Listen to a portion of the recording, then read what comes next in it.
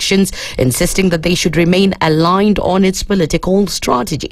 He even hinted at the possibility of fronting a candidate in the 2027 race, but urged leaders to remain mum until ODM officially pronounces itself on its next move. Don't commit the party to some things which have not been discussed. Let those things be discussed first. We are ODM. Who's told you that ODM will not have a candidate in 2027? Who has told you? So first, think as ODM. We have a clear plan that we have negotiated and we have agreed on. And let us continue to implement that plan. Other decisions we'll take when the time comes. That's the Newswire. I'm Leo Baga, and remember to continue enjoying the EPL marches across our radio stations. That's Beru Radio, as well as Radio Maisha, and right here on SpiceFM.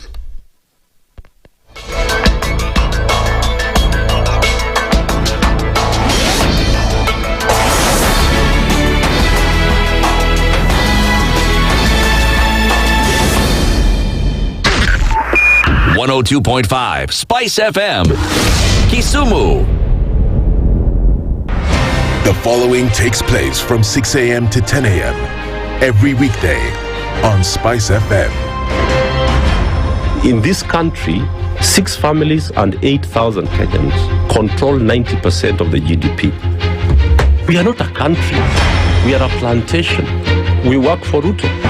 When you're telling the judges court orders are papers or they will not obey court orders, they're sitting and you're seeking orders from them. So how are they supposed to interpret it? Isn't it an oxymoron?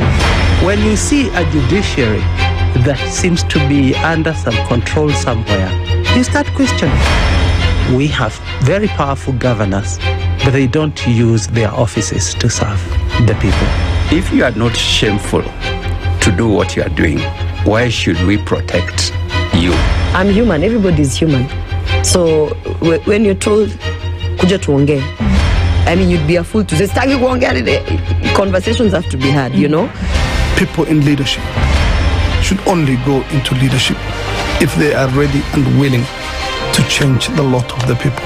The Situation Room, Kenya's biggest conversation. If we just gloss over issues and hope that time heals, then we might find that in generations to come, we might be back at the same situation. And the whole thing is born of stolen elections. Spice. When it comes to the decisions you make, you must be independent. There's no way you can allow one institution to dictate to you how you're going to conduct your operations, how you're going to decide cases. It's a no. When you weaken the institution to the point where they cannot take action, then you realize that politicians have to come up and now start dealing with the issues. That conversation has to die. Our politicians do not like the hard stuff. We must insist on the path of doing things right, whether popular or unpopular. Money changes hands. That is a fact. If you have political goodwill at the highest top, like in Rwanda, then corruption will be an issue of the past. If you don't have political goodwill at the top, we will pass laws, we will amend laws, we will continue passing laws and re-amending laws, and nothing will happen. This is the Situation Room, the only way to start your day. One of the things that are ailing our country is negative ethnicity. You find you as a state officer, instead of thinking as a Kenyan, you think like a tribal person. Let me tell you something. The biggest problem we have had in this country is a leadership deficit. There is nothing that you are going to do in the process of change if you are not a risk taker. So you really have to pursue your vision to a logical conclusion and even be ready to step on people's toes. When it comes to the economy, you can run away with it. They say statistics are like bikinis. They reveal a lot, but they conceal the vitals. And so government people would throw statistics at you and tell you they're revealing a lot of information to you, but it's really concealing the real vitals.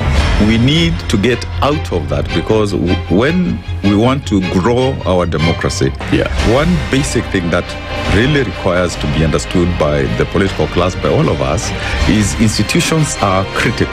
This is the Situation Room, the only way to start your day. Good morning, and I love your show. Thank you. Having come from a Kikuyu radio background, I migrated to Spice. because of the content. I was born in a slum, but somehow I got a break in life. So sometimes when you see the sweating coming out because of the passion and whatever it is, behind the noise, there are people. And we share the same umbilical cord. It shouldn't be like that. I am so disappointed. We used to tell Honorable Raila Amolo Odinga that he's doing politics of conmanship. And even President Uhuru Kenyatta, serikali hii ndio iko na conmanship ya hali ya juu. You cannot promise people that you reduce tax, then you double. In politics, there is the issue of trust. For you to turn around and then stab the same people who gave you that trust, there is no other level of dishonesty. Imabo, utaona dunia tu.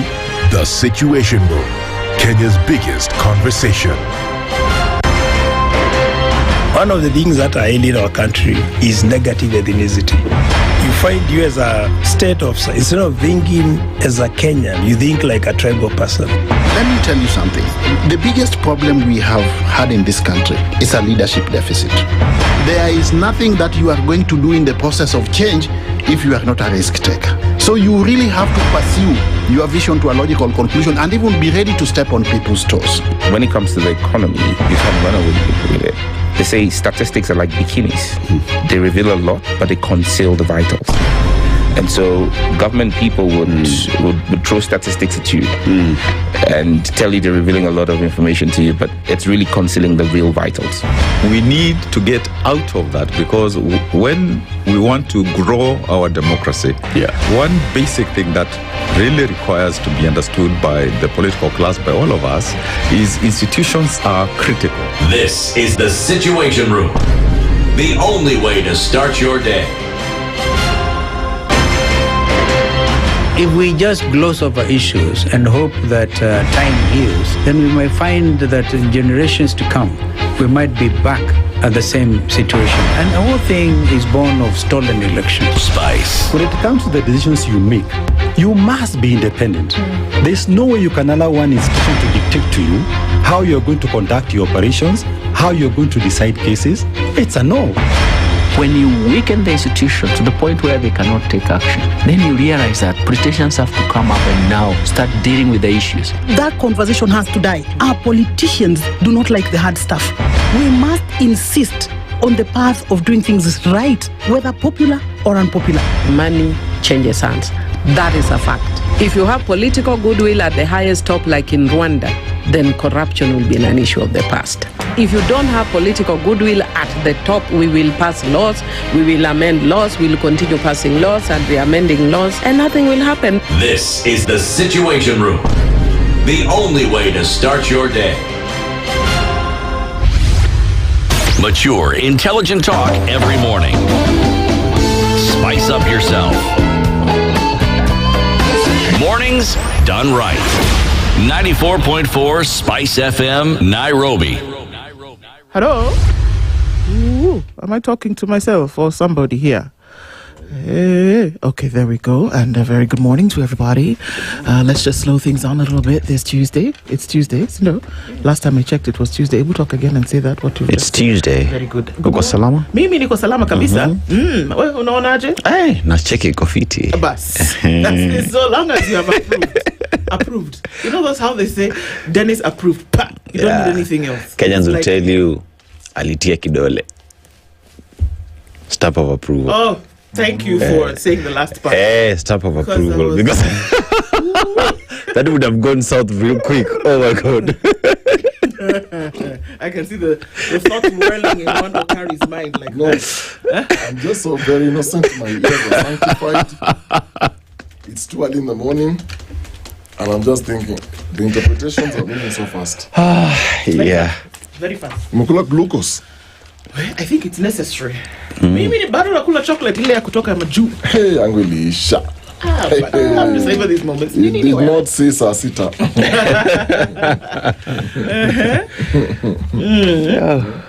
Uko salama lakini? Truth, by the way. You do? When those people got it to an ice cream, whatever, I get like the biggest one. And I finish it in one go. Let's go and eat ice cream, gelato. The Italian stuff. It's the best stuff in the world, I'm telling you. The Italians got it right with their ice cream. Yeah. Am I tempting you? Are you? I'm just afraid of the brain freeze, man. Like, I don't know. And cold things. Brain freeze, what do you mean? I would just Get some experience. I know it's not. Because you have to come out of it.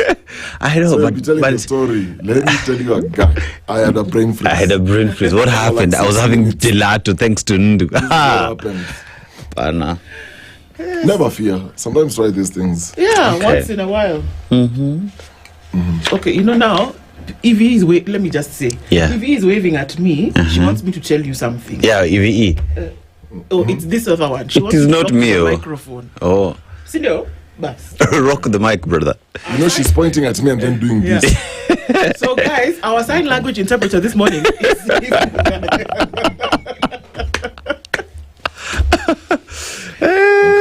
EVE new JD, eh? Hey, Kusalama lakini. Nani? Have you seen Eve today? Yes. No, properly. You've not looked at her. I have. You have? Yeah. She's looking very nice. Nice. That dress is giving. Did you see?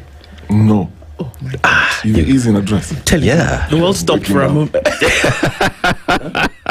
The world stopped for a moment. Yeah, when is the date today? Today is the 20. It's not even Wednesday. Today is the 22nd. 23rd. 23rd. Today is 23rd. Yes. Yeah, 23rd. It is finished. I'm telling you. That Kazimish. Amen. Whoever it is finished. Amen. You are done and dusted. You are powder. Wow. That's okay. Let's do it like that then. Mukosalama lakini. Then. Who am I seeing here to greet everybody? Frankie is there. Christine ando maliza kazi bana. Nini? Okay, you're cutting something. So, Joylene running in heels. Why are you not talking about Christine's kofia? I like it. That thing is about to become a fashion statement. I'm telling you, wait and you'll see people walking on the fashion streets of Milan wearing that thing. They'll tell you. But it can be a style. It is soon going to become a style. You called it a what? Kofia? Yeah. That's what it's called? It's in kofia. Okay. Do you want me to go further than that? Yeah. No. Oh, okay. You guys don't know who Christine is? Christine is the one who allows you to keep watching the show through the day. Yes. All the way 24 hours, pushing content, making things happen, turning the wheels of the Situation Room. And then there's Joylene on the other side for our sister station, Maisha.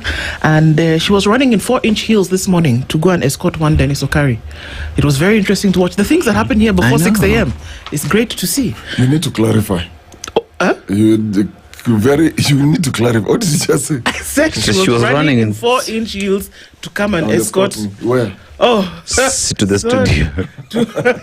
Security very tight. You need to be very careful. She was just opening the door for me.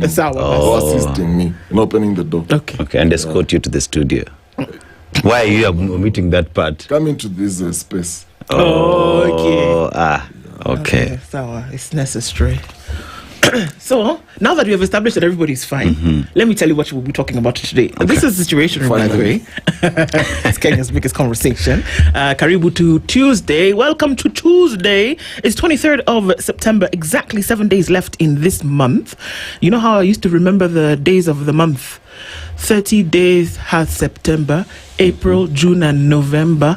All the rest have 31, except February alone, which has 28, but 29 every leap year. What did he just do? I just did a memory verse, Kone, nursery rhyme, and those ones for the years of the month. Aseto, you knew that one? For the months of the year. Me? You knew the one? No, I didn't know that one. Me, I was taught this one, where you count like this. You count your knuckles? Yeah, to know which month falls where.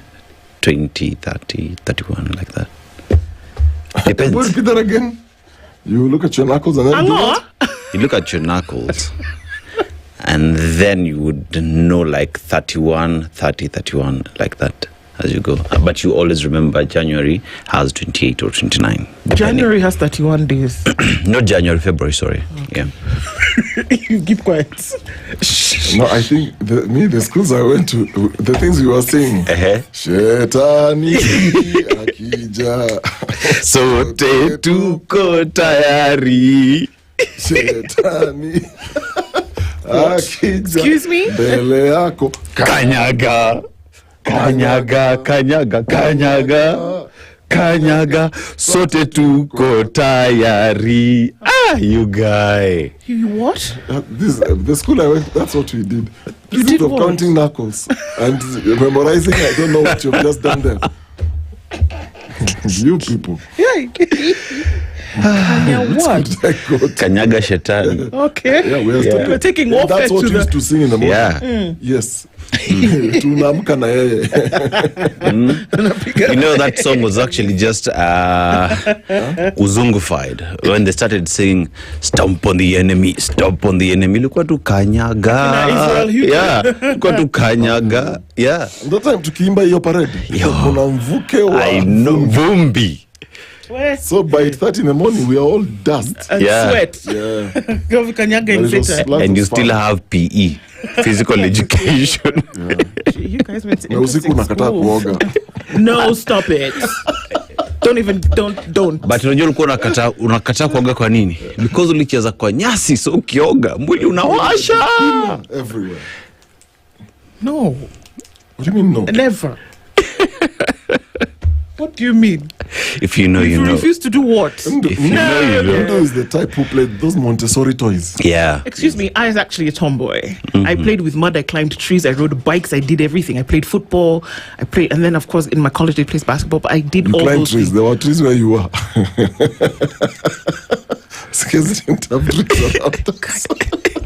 Si wacha niambie watu tunaongea kuhusu nini leo. Ude walikuwa wanacheza na seesaw na roller coaster. I actually did, for your information, I did play on a seesaw.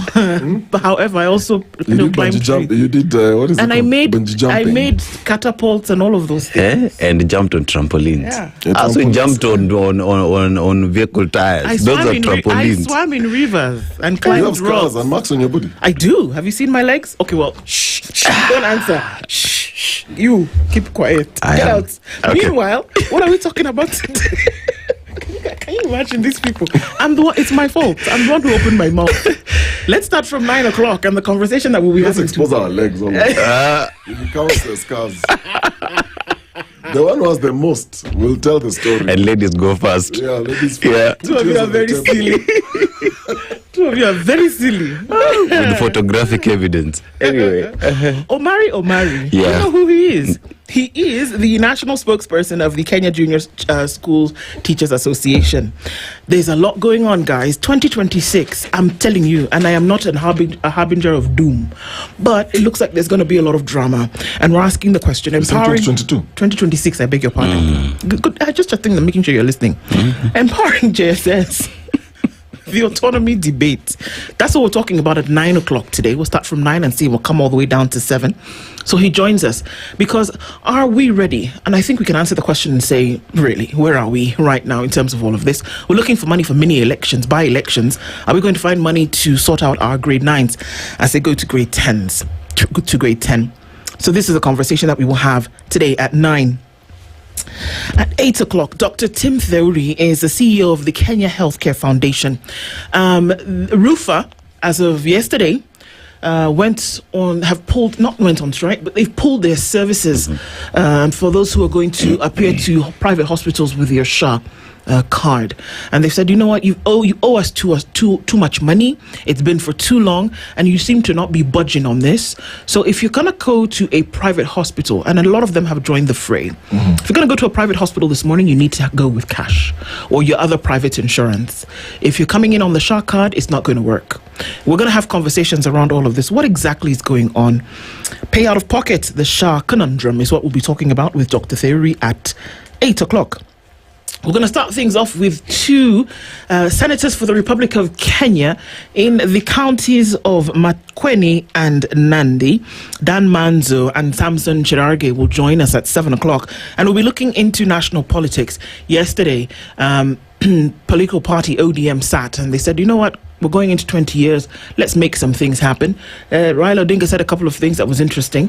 Bunge opens up today after a month-long recess, and there are many things on the table. Top list being president's nominations for individuals going out into Kenya's representative missions around the world.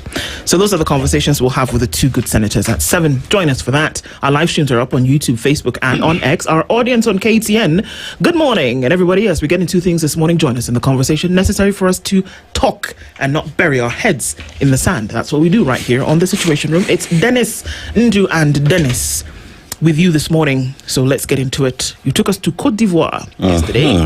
What's today's proverb? And we are still in Cote d'Ivoire. the land that exports players, Yaya Toure. We have, as well as who again?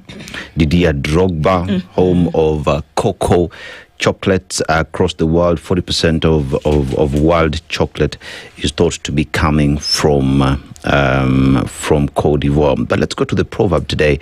And the proverb today still talks on positivity. Shall we? Okay. So the proverb, the one who fetches water is the one who is likely to break the pot.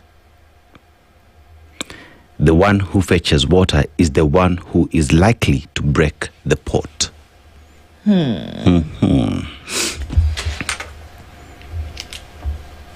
Wow.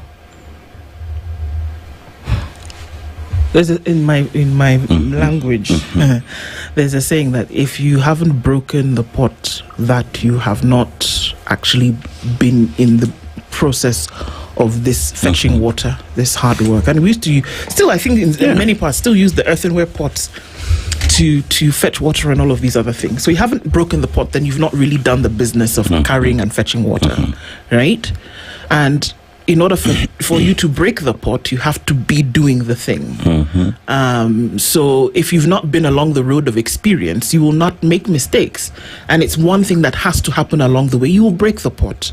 You will take it to the potter. They will fix it, or they will make another one, and you will continue on your journey. So we cannot imagine that on this journey, we do not make mistakes, or we do not run into bad moments or broken moments.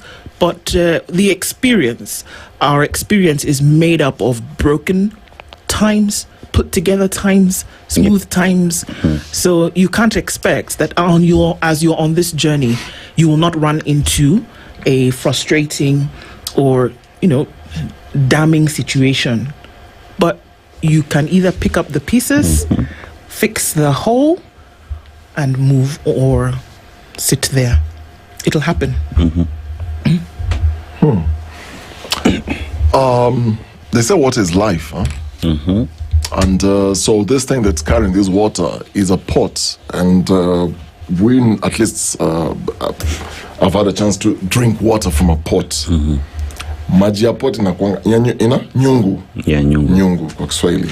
Maji ya nyungu tastes very different from dispenser water. It's very cool. It's very refreshing. Very fresh. And so I'm just thinking, if then you're carrying the water in the pot, it speaks to life, because water is life. So I'm just thinking, what are the things that make up life? What are the things that make life actually interesting? So you've got, relationships, careers, friendships, and those kind of things that we value the most. And we carry those things in us that we value the most. And at the same time, the pot is very fragile. So again, you're looking at relationships. They can be very fragile, depending on how you carry them. Friendships, the same thing. Very, very fragile. That if you then make a mistake, you can lose the friendship. If you don't value relationships, you can easily break them. And just like the water in the pot, if the pot falls, it will be impossible to recover that water. So it just speaks to how we then look at things we value, but at the same time they're very fragile. So it's a question of walking with a lot of care. You care about them, you value them, you put some premiums on some of those things. I look at it in terms of effort. So for the pot to break, you must have at least tried to fetch the water. Just staying at home, that pot would never even leave the home, so it would forever just be another pot sitting there. So there is the effort, and even when the pot breaks, you'd want to look at it in different perspective in terms of you are careless. But the other way to look at it is there was the effort of trying to bring the water, so you celebrate the effort and fix it up and move on.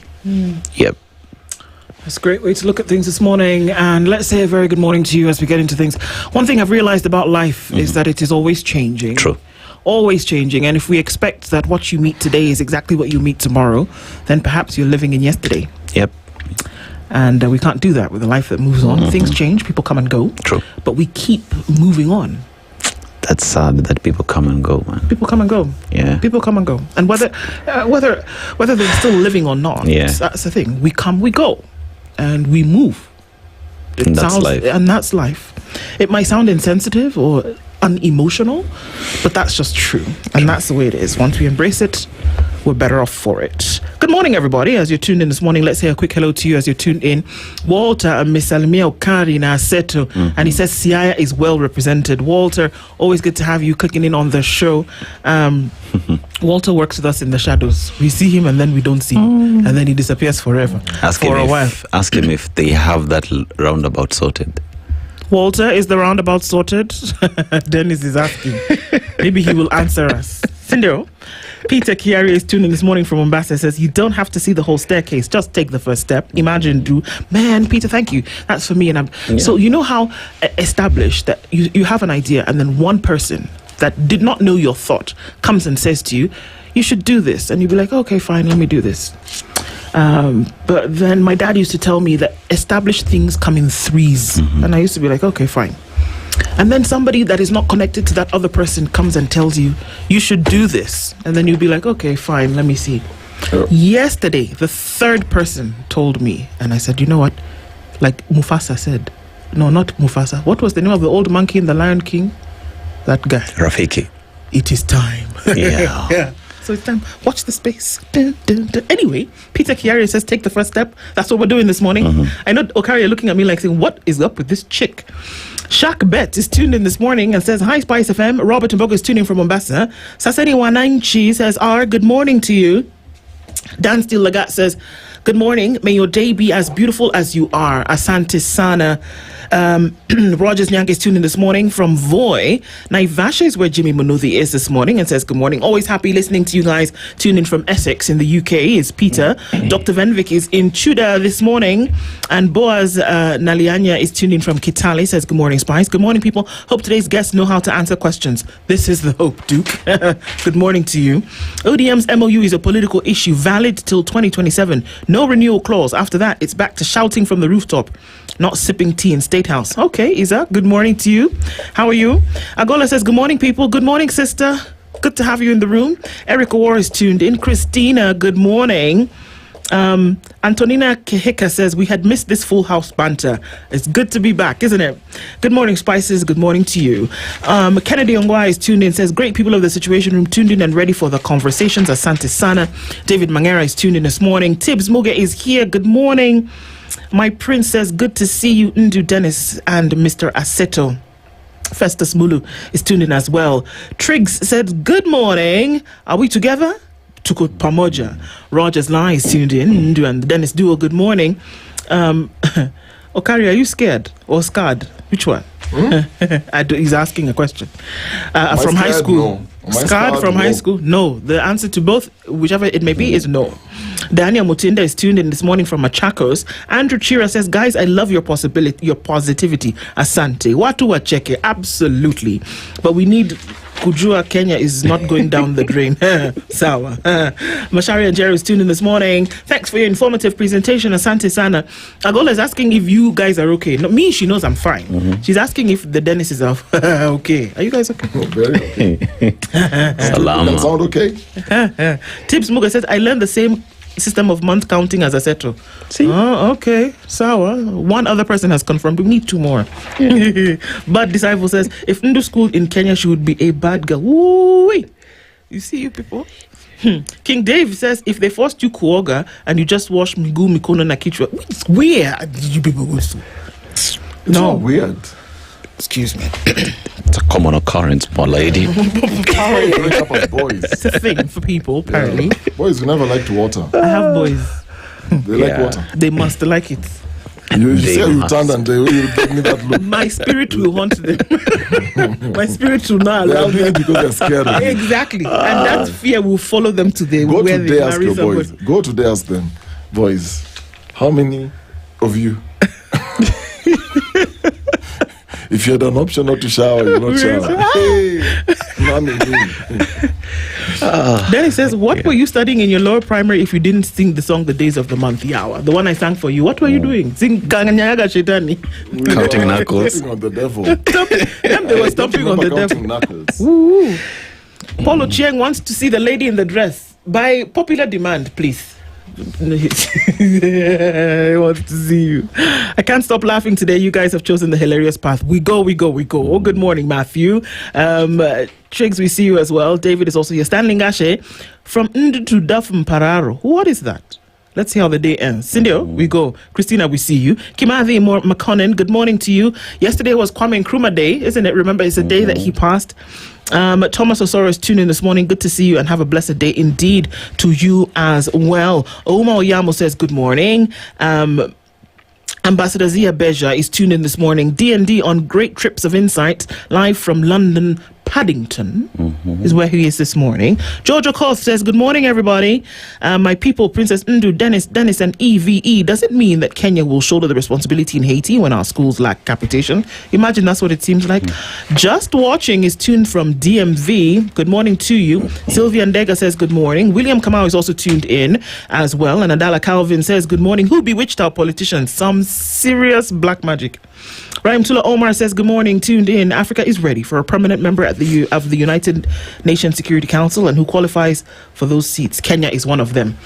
You see this bad boys club of how they can run things. Yeah. Who run the world? They will never allow anybody else with permanent veto say on the Security Council if you're not a member of that club. True. So just get out of your heads. For now, unless you get to the place where capitalism rules the roost. Apondo Tuko, good morning, everybody. Karibuni Sana. Thank you always for joining us. And as we get into things this morning, let's look into the paper, shall we? And look at the news making headlines at 25 minutes to 7 o'clock. On the front page of Kenya's bold newspaper, The Standard, revealed. Today, we reveal the face of the British soldier whose extradition from the United Kingdom has been ordered by Kenya's High Court. He is accused of robbing a 5-month-old baby of a mother, a family of their daughter, and an Anyuki community of a young woman who lost her life at just 21. Agnes Wanjiro's spirit still cries for justice, and a major obstacle is the lengthy U.S. extradition process that is tied up in courts and the Secretary of State. But the first step lies with Kenya's Director of Public Prosecutions. How hard are they going to push this agenda, of course, is the question. That if a young woman was killed and put in a tank... And they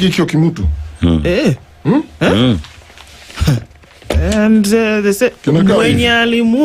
You guys should have sent me. See, I was there. I've dragged his ass back home. Is it two stones? One stone kills two birds. Those ones. Ungemaliza kusoma nasoma alafu namwambia wewe ni aje? Unahitajika mtaa. Kuja nikushow. Kiwa ngumu sana tutakimbia ama Kenyan. So, wow. It's up to the DPP now to see how hard they're going to push this agenda. We're also on another story this morning where the SHA crisis leaves patients stranded nationwide. Remember, this is it. If you go into a private hospital today and try to use your SHA card, you will not be able to. Or try to use your SHA, you will not be able to, because they've said, no, guys, pay us. And that hasn't happened. So use your private insurance or pay cash money. Man's death in police cell cloaked in mystery. Unfortunately, yet another Kenyan has died in a police cell. And what is it? Simon Waroi left his home in Kayole but was found dead days later in a police cell in Mombasa. Is there a Kayole in Mombasa? Yeah. There is. But this one is Nairobi. With the Kayole he left is Nairobi. And we'll look into the details of that story. I'll tell you more of that because it's come out into the light now. The gentleman that you're talking about, this is what he looks like. His name is Robert James Purkis. Yeah. This is the gentleman that is being now looked for to be extradited to Kenya. The president of the Republic of Kenya was walking in the streets of New York, concrete jungle where dreams are made of. The president was doing that yesterday. And the headline here is that Ruto walks freely in tidy New York as chaos reigns in the streets of Nairobi. My Lord. A man was just walking in New York. Yeah. But you now say tied to Kenya. I'm just going to leave that right there. Raila, ODM has not decided on its flag bearer for the 2027 election. See Christine Uko there, she's doing things. She said to me this morning, Ndu, what does this mean? Can Raila decide that he wants to run for president? Well, as he said, we have not decided. Ruto says as the Haiti mission comes to an end, the world must not abandon the Haitian people. And okay, let's just also leave that there. Opposition. Now, who's the opposition in Kenya?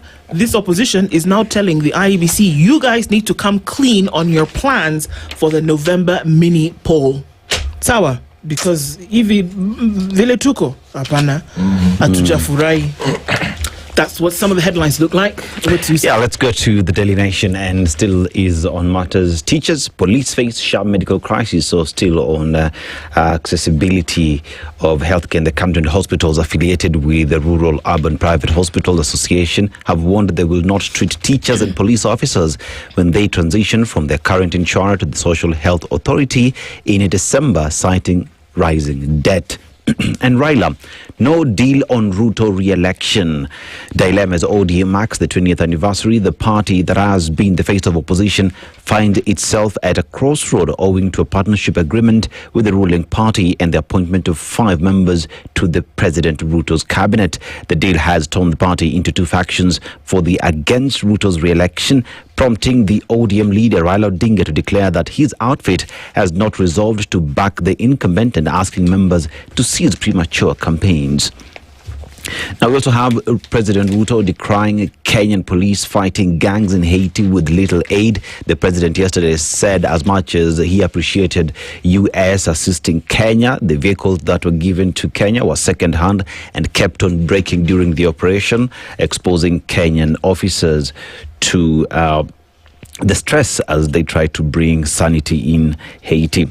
How a fake letter cost farmers 6 billion shillings. Land and for nearly 2 decades, 4,500 small-scale coffee farmers in Murang'a County have been locked in one of Kenya's longest and most painful land battles. That is on the top page of the Daily Nation. As you go further now, there is the matter of ODM as well, as has been conversed earlier.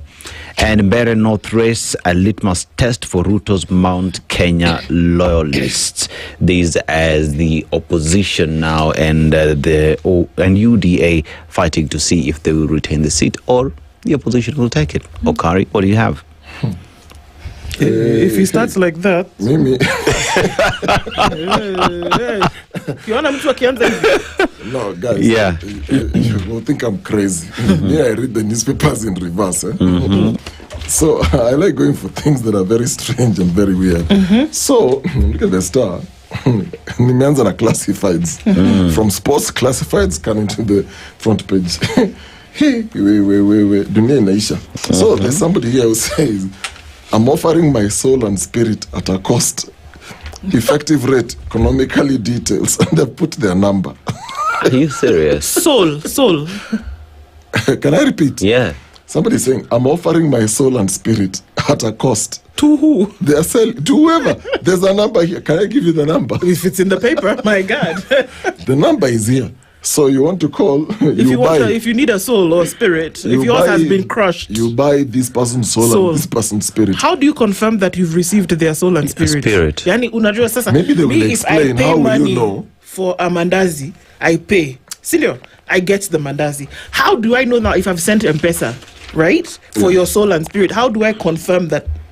My guess, if the person is selling you their soul and their spirit, you will know when they collapse down, because when the spirit leaves, the man dies. Yeah. So in other words, huyu anauza maisha.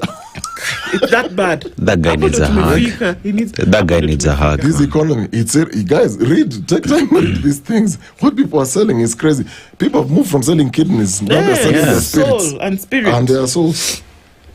Sasa mimi ukiniuzia soul na unaenda hell, what do we do? And if you have money issues, tusafisha rad. Can I if you sell me your spirit, can I convert it? Let's say you are misbehaving. Can we dunk it in bleach and come out clean? tunasafisha roho. What is soul in Kiswahili? What is spirit in Swahili? Spirit is what? Roho. Roho, I think. What is soul in Swahili? Whatever. Yeah. So you can go for a cleaning session. If you have money issues, try prayers, cult, traditionist, loans, failed solutions. There's a consultant who is charging a fee of $24 and he will sort you out. What am I reading? Okay, let's go to the headline before we go into a rabbit hole. Where? Is Raila planning to run against Ruto? Question mark. That's the headline. Veteran politician is busy rebuilding 20-year-old party and recruiting new members as preparations for 2027 polls begin to take shape in earnest. And then we go to the inside pages. If not getting evicted from their rented houses, queer and sexual minority Kenyans are trolled online or waylaid by organized groups who strip them naked out of curiosity in order to physically and sexually violate them. There's a new report that shows the country is deeply socially conservative and a hellhole for sexually different people, subjecting them to untold physical, emotional, and technological violence that leaves them traumatized, if not, at worst, dead. The report, titled Lives on the Line, Violence and Discrimination Against Sexual and Gender Minorities in Kenya, is published by the Kenya Human Rights Commission. They've done a study on the LGBTIQ+. And details in that story there. So, if there's an interesting story here, injured in a matatu crash, you can sue and you can win some money.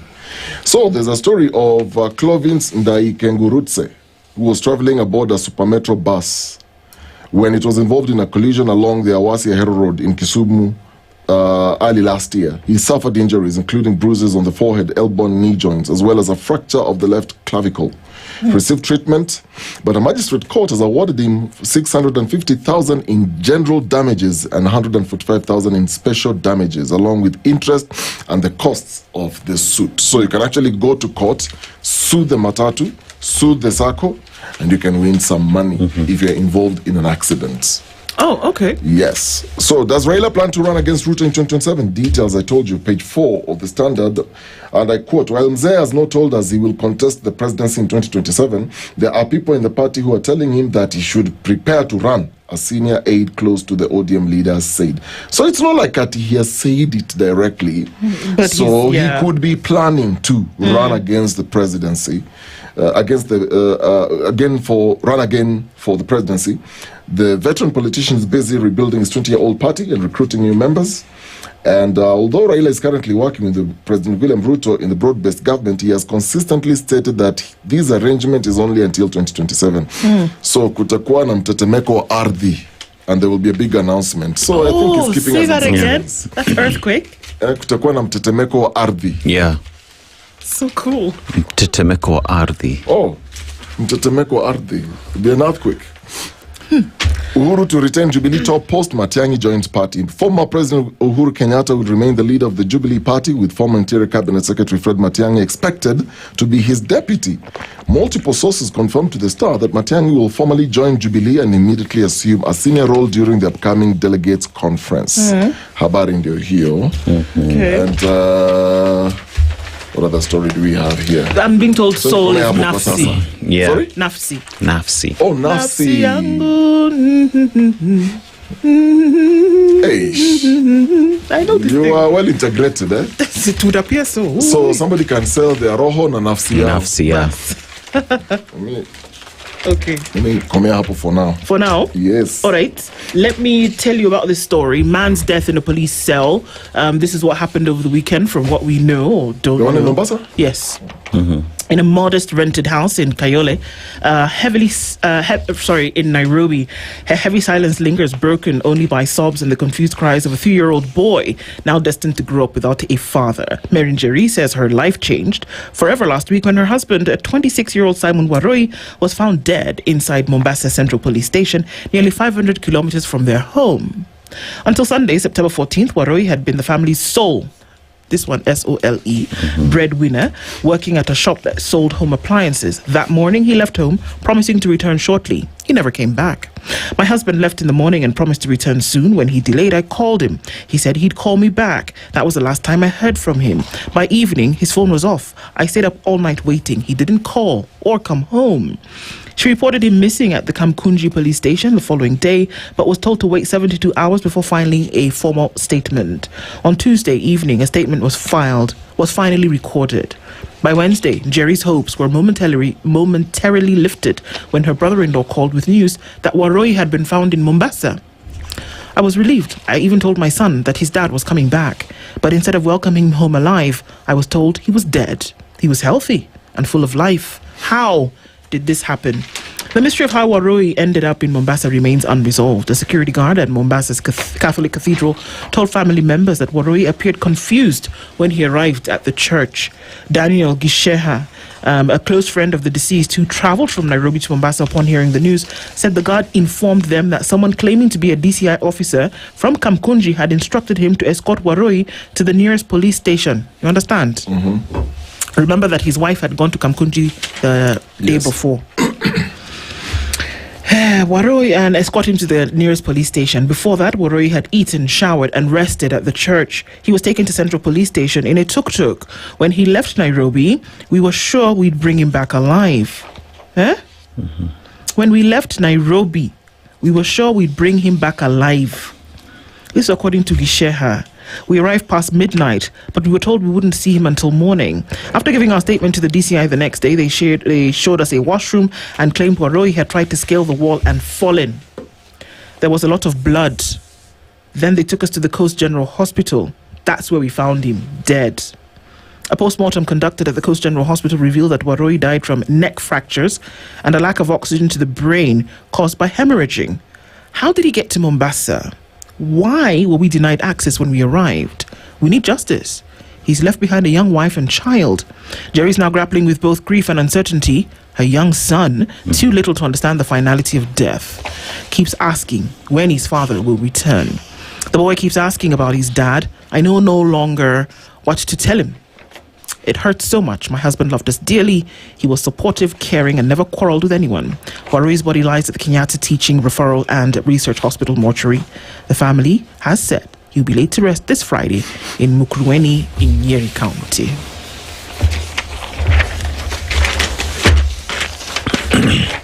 More questions and answers. We've had one too many deaths in the hands of police officers, and I think it's about time that police officers realized that any arrest that has been done, an individual is solely their responsibility until the time when they are charged, either jailed or released from court. It is not enough for police officers to tell us that he tried to scale the wall and fell. One would ask, if he was in custody, who let him out? Who opened the doors? Was he being escorted by the police officers? Because we've seen that happen whenever even a remand is being taken to court. They are under police escort and police presence. So what exactly happened to this individual? Why was he arrested? There's so many questions that the police must answer. Another man died. Well, I mean, I don't know. We always say the body still speaks even after death. I'm looking at the post-mortem conducted at Coast General, and what the report is revealing that Waroi died from neck fractures and a lack of oxygen to the brain caused by hemorrhaging. You know, when they're carrying out these post-mortems, there's something they refer to as forensic medicine. And so sometimes what they're trying to look at, they're looking at organs that will tell them the story. So they can look at the liver, lungs, looking at different body parts. From within to try, first they're looking at markings outside the body. Then they try to follow the trail. When you have this kind of injury, this would likely be the source. Now, if you have neck fractures and you have oxygen deprivation due to hemorrhage, it can point to a number of things. It can. So in this case, there could be, because you're seeing here, the lack of oxygen to the brain caused by hemorrhaging could be blunt trauma, meaning either he was hit against a wall or he was hit by a blunt object, or when you're looking at the issue of the neck fractures, it could also be caused by a fall from... They said he tried to scale the wall. Yeah. So when they're coming up with this narration, it points to the body that then has to collaborate this narration that's coming from the police. Okay, what exactly could have happened? But at this stage, it's just a question of it's like the headline there. It's still a mystery, but it's just one death too many. Too many. Before this, there was another one somewhere. I think was it Western, the sides of Kisumu. There was another one. Yeah. I remember, Yeah, it was just last week. There was another one. I'm trying to remember where this one was reported. And it's become, you see, here's the thing. When we begin to normalize this kind of stories, that it's become normal that somebody can die in police custody, then it's reported in the papers, we cover it in our news, then we move on to like what's it's no next. big deal. Yeah. So we're going to slowly become so numbed by this kind of occurrences that it's then easy to just let them slide. But I think we have become numbed. I think we've gotten there already. That, it's not met anybody with shock and horror that, oh my God, somebody's been killed in a cell. And that's troubling. It's very troubling that we've become numbed. We just think, okay, my God, it's not a surprise anymore. It doesn't hit you with that initial shock that, my God, somebody's life been lost. Have you found anybody scrambling to explain what has happened? Or that even questions being asked have been met with substantive answers? No. What does that mean? We have normalized even this, that you normalize the death of a human being in a way that is so grotesque. And we're not asking, come on. It doesn't, I don't know, that thing for the value, it's come back to value. We're not even saying, okay, it can't happen like this anymore. It's just like when we used to say that, when thousands went missing, people were shocked. Then millions went missing, people were shocked. Then billions, people are not even surprised. Now they're asking you, how many 100 billion? Yeah. It's our sensitivity has been so corroded that a life can be lost in this manner, and it's like, oh, okay. Another one last week, another one this week. When is the next one?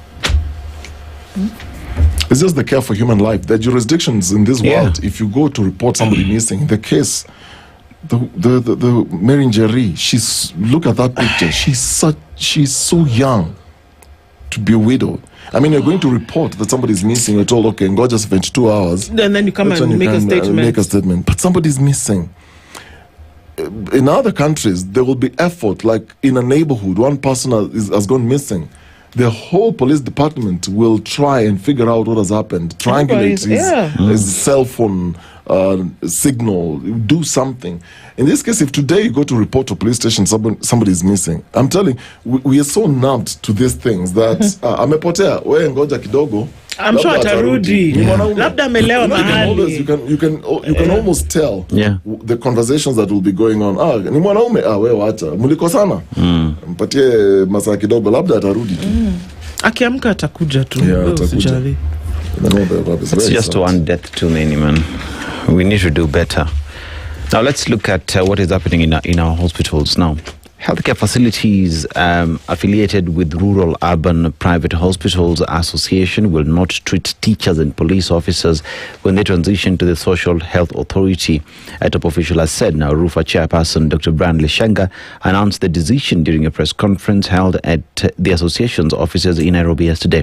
He said that the migration of teachers and the police medical schemes to SHA in December should not proceed until medical administrators, Kenya Limited and Minet settle outstanding debt owed to the hospitals. Now, the medical administrators Kenya Limited scheme covers at least 450,000 teachers. The contract expires on November 30th. We don't want to experience a crisis similar to that of the defunct National Health Insurance Fund. The scheme was transferred before the arrears owed to hospitals were settled, said Lishenga. The official revealed that most hospitals have not received payment from the teachers and police schemes for over a year.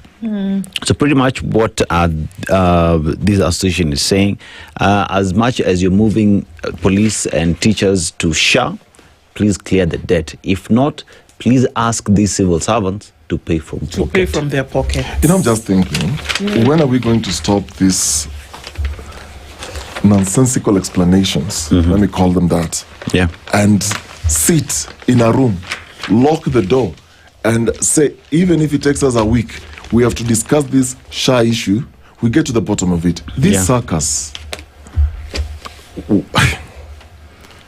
UNORFA talks about 70 How long billion. are we going to talk about these things? I don't know. And they know where the root issue is. They know where the problem is. Why would it be so difficult to fix this issue once and for all? So now you're roping in teachers and the police, and hospitals are keep saying, we have not received payment for over a year. Hatujapata hii pesa. Please just refer to the importance to the society the police and teachers are. Talk about your children in school. Talk about the police and providing security. And these are two critical sectors that you're playing ping pong with.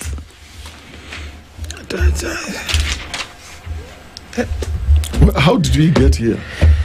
Exactly. When did we get on the bus? Can we stop the bus so that we can get off? Or can we park so that we can have a conversation? This does not work. I don't even think we're on the bus yet. I think we're still queuing to get on that bus. The moment you get on that bus, it's complete. I think the bus destination actually left its passengers behind. Passengers behind. So we're looking for this bus and trying to triangulate where it is. Kuna shida. And meanwhile, 7 o'clock. Spice up your life. The latest news from around the world. 94.4 Spice FM.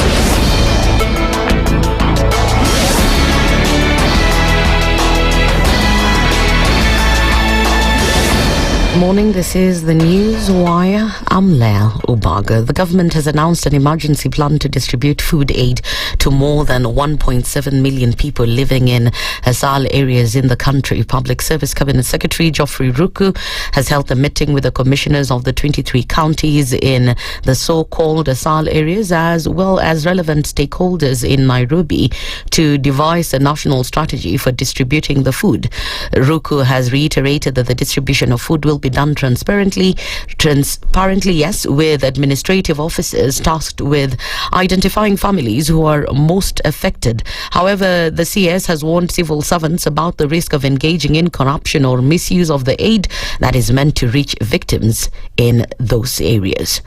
For the second day today, patients in private hospitals will be required to continue to pay for their medical services using cash.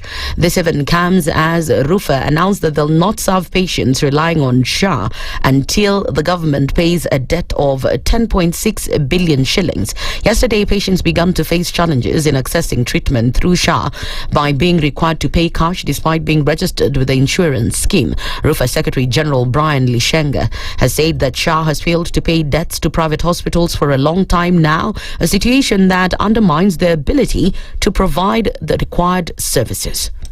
We have already proven that SHA is a bad borrower and a bad debtor. Anybody who knows that when you are being conned by someone, you must draw the line at being conned. So SHA has already received credit from us as hospitals worth 76 billion. Surely, how much more credit does SHA want?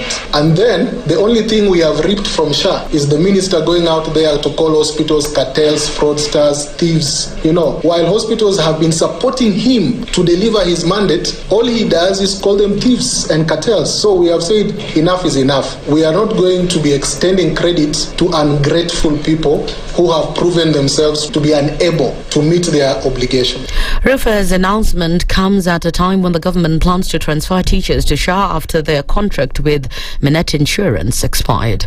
ODM leader Raila Odinga has now said the ODM party may declare him its presidential candidate in the next general election, or rather, just bring up a candidate for presidency. Speaking in Machakos at an ODM party convention held on Monday, Raila said his contract with President Ruto will expire by 2027 and the party may announce its political direction before the election. And we've signed and agreed that we'll work together up to 2027. We have not passed any resolution as a party to say how we're going to go into the elections of 2027. So wherever you are, Don't commit the party to some things which have not been discussed. Let those things be discussed first. We are ODM. Who's told you that ODM will not have a candidate in 2027? Who has told you? So first, think as ODM. We have a clear plan that we have negotiated and we have agreed on, and let us continue to implement that plan. Other decisions we'll take when the time comes. Meanwhile, the ODM leader has continued to praise his partnership with President William Ruto's government, saying it has helped to reduce political tensions in the country. As a party, we must never be ashamed to remind the people that we can never accept collapse as an alternative path to power. We must never be shy to remind the country that as a party, we have pursued compromise before and will pursue it whenever necessary in the interest of the nation. We had the option of taking it out to the bitter end in 2007-2008. All we needed was to insist that we would not engage in any talks with our opponents, but we saw the danger of Kenya collapsing. President William Ruto has softened his once unflinching stance on the Haiti deployment he previously championed. Speaking on the sidelines of the UN, that is General Assembly, he lamented the lack of international support for a mission that Nairobi had long been cautioned was both risky and underfunded. Ruto added that Kenya's MSS force, deployed last year to help restore order in Port-au-Prince, had managed to drive gangs from key areas and reopen schools and hospitals. If we are sending an additional security team to Haiti, we must be very clear on the mandate of what it is supposed to achieve. We must have a predictable resource package. It cannot be what Kenya has gone through, a game of guesswork. It must be predictable. And that is if we are serious about solving the matter of Haiti. And number three, it is my very considered view that we must have the necessary logistical support to be able to make that mission succeed. That's the News Wire. I'm Nyamweya Ubaga.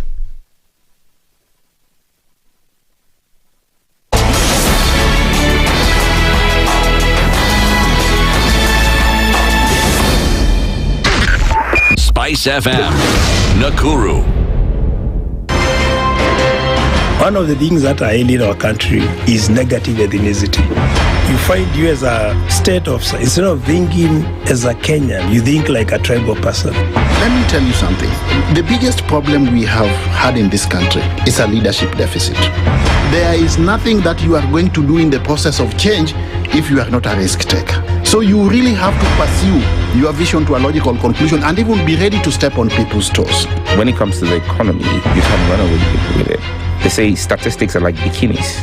They reveal a lot, but they conceal the vitals. And so government people would throw statistics at you and tell you they're revealing a lot of information to you, but it's really concealing the real vitals. We need to get out of that, because when we want to grow our democracy, one basic thing that really requires to be understood by the political class, by all of us, is institutions are critical. This is the Situation Room, the only way to start your day. Mature, intelligent talk every morning. Spice up yourself.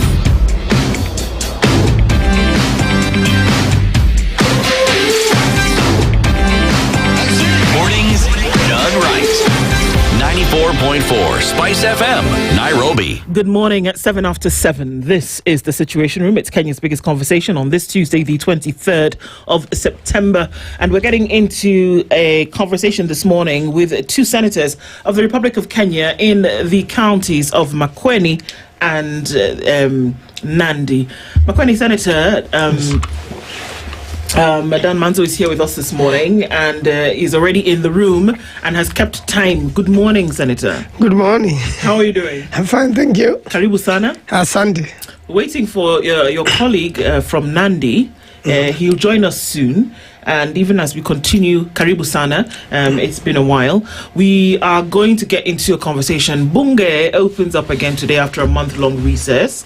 There is a lot that's on the table. We're already being told that top of the discussions, at least at the National Assembly, we're not quite sure about the Senate, will be around issues of nominations that the president had made for folks who will represent the country in missions abroad.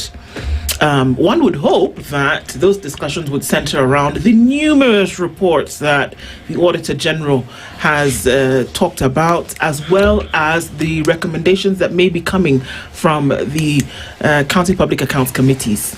But we'll look into some of those details as we get along. Dennis Aseto is in Côte d'Ivoire this week. He would like to share the proverb. We'd love to get your interpretation. Yeah, Côte d'Ivoire. The capital is Yamoussoukro, which is the political capital. But then again, we have Abidjan, which is the economic hub and the country's largest city. Now, it borders Liberia, Guinea, Mali, Burkina Faso, Ghana, and the Atlantic Ocean, with a population of around 29 million people. It is said if you eat chocolate in the world, perhaps the cocoa beans used to prepare that chocolate must have come from Côte d'Ivoire. Yeah, and also one of the biggest exports, as we keep saying, is Didier Drogba. The elephants. The elephants, you know, Yaya Toure and Gavinho. Are you a fan of football? Yes. Yes. I like that answer. Yeah, let's take that. Yeah, but let's go. For a long time, I was in charge of sports in Kenya. So in Kenya, you've got to get involved. Okay. Yes. Yes. Let's go to the proverb. The one who fetches water is the one who is likely to break the pot. The one who fetches water is the one who is likely to break the pot. How would you interpret that? First, I want to say that Côte d'Ivoire has very interesting people. If you meet them worldwide, they are very aggressive. That means, traditionally, water used to be carried in pots. So you go with the pot to the river, and then you fetch water. On your way home, you are likely to sleep and fail.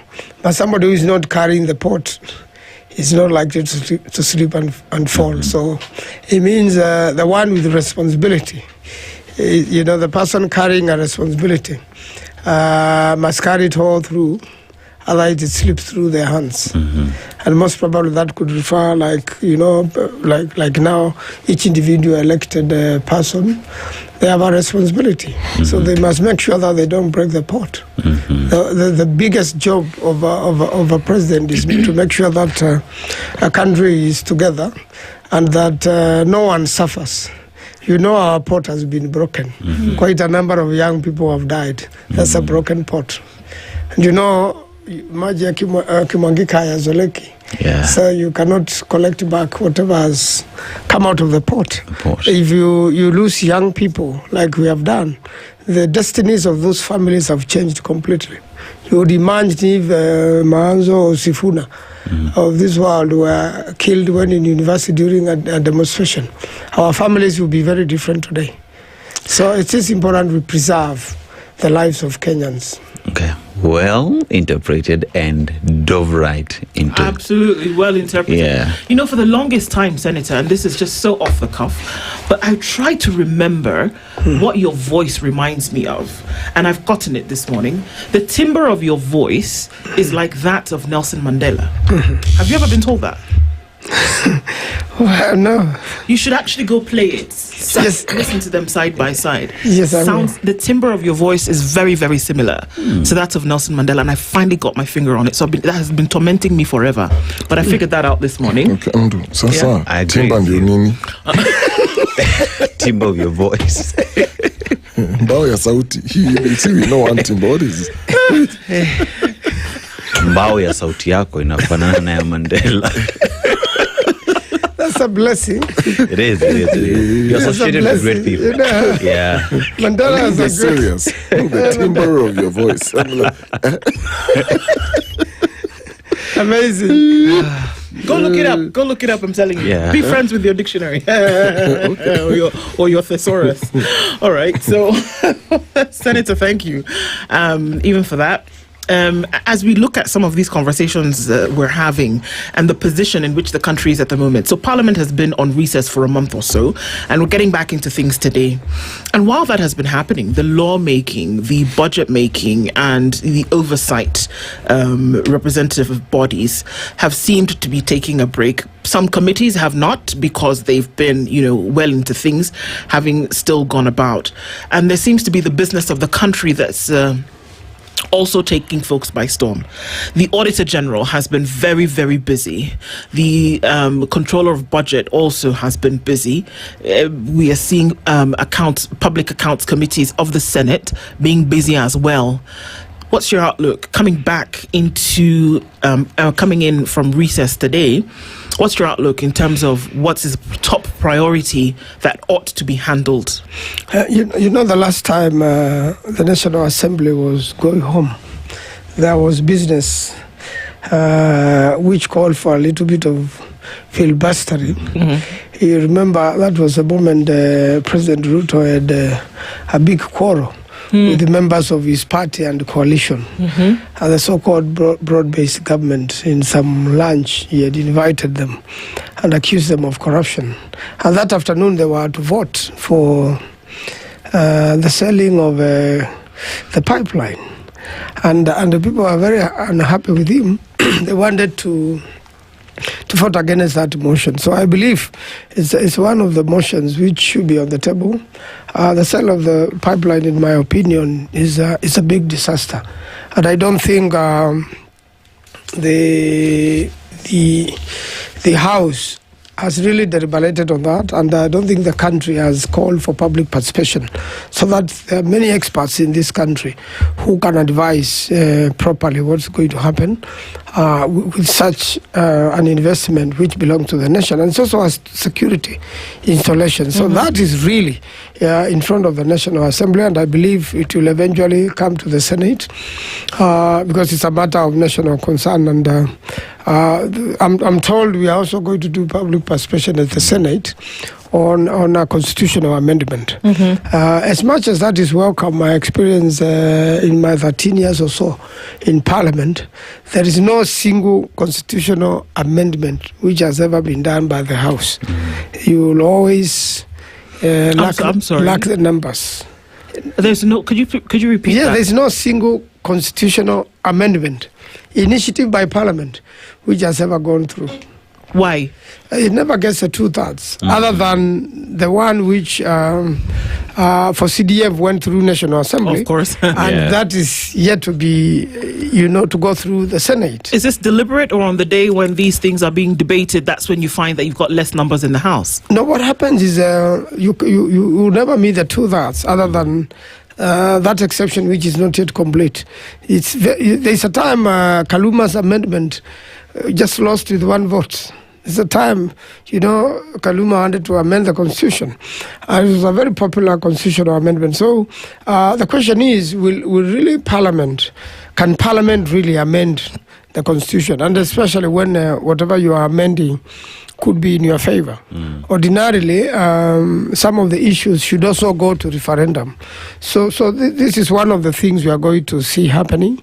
You remember there was public participation with that constitutional amendment. So Senate also has constitutional amendments, which we are going to look at, and of course must also go to public participation, which is also a very expensive affair. So it's one part of the business we expect in the House as we resume. Okay. There's a lot of attention on the by-elections that are coming up in November. It's taken a lot of people's attention in terms of what they should be doing. And we've been told that it's taking business mind away from things that should be happening in the House. Is that the case? Yes, a by-election is a very serious matter. Like the one in Mbere, the one in where Njeri was in Malaba, the one in northern Kenya, Ugunja, and also in the ODM dominated areas.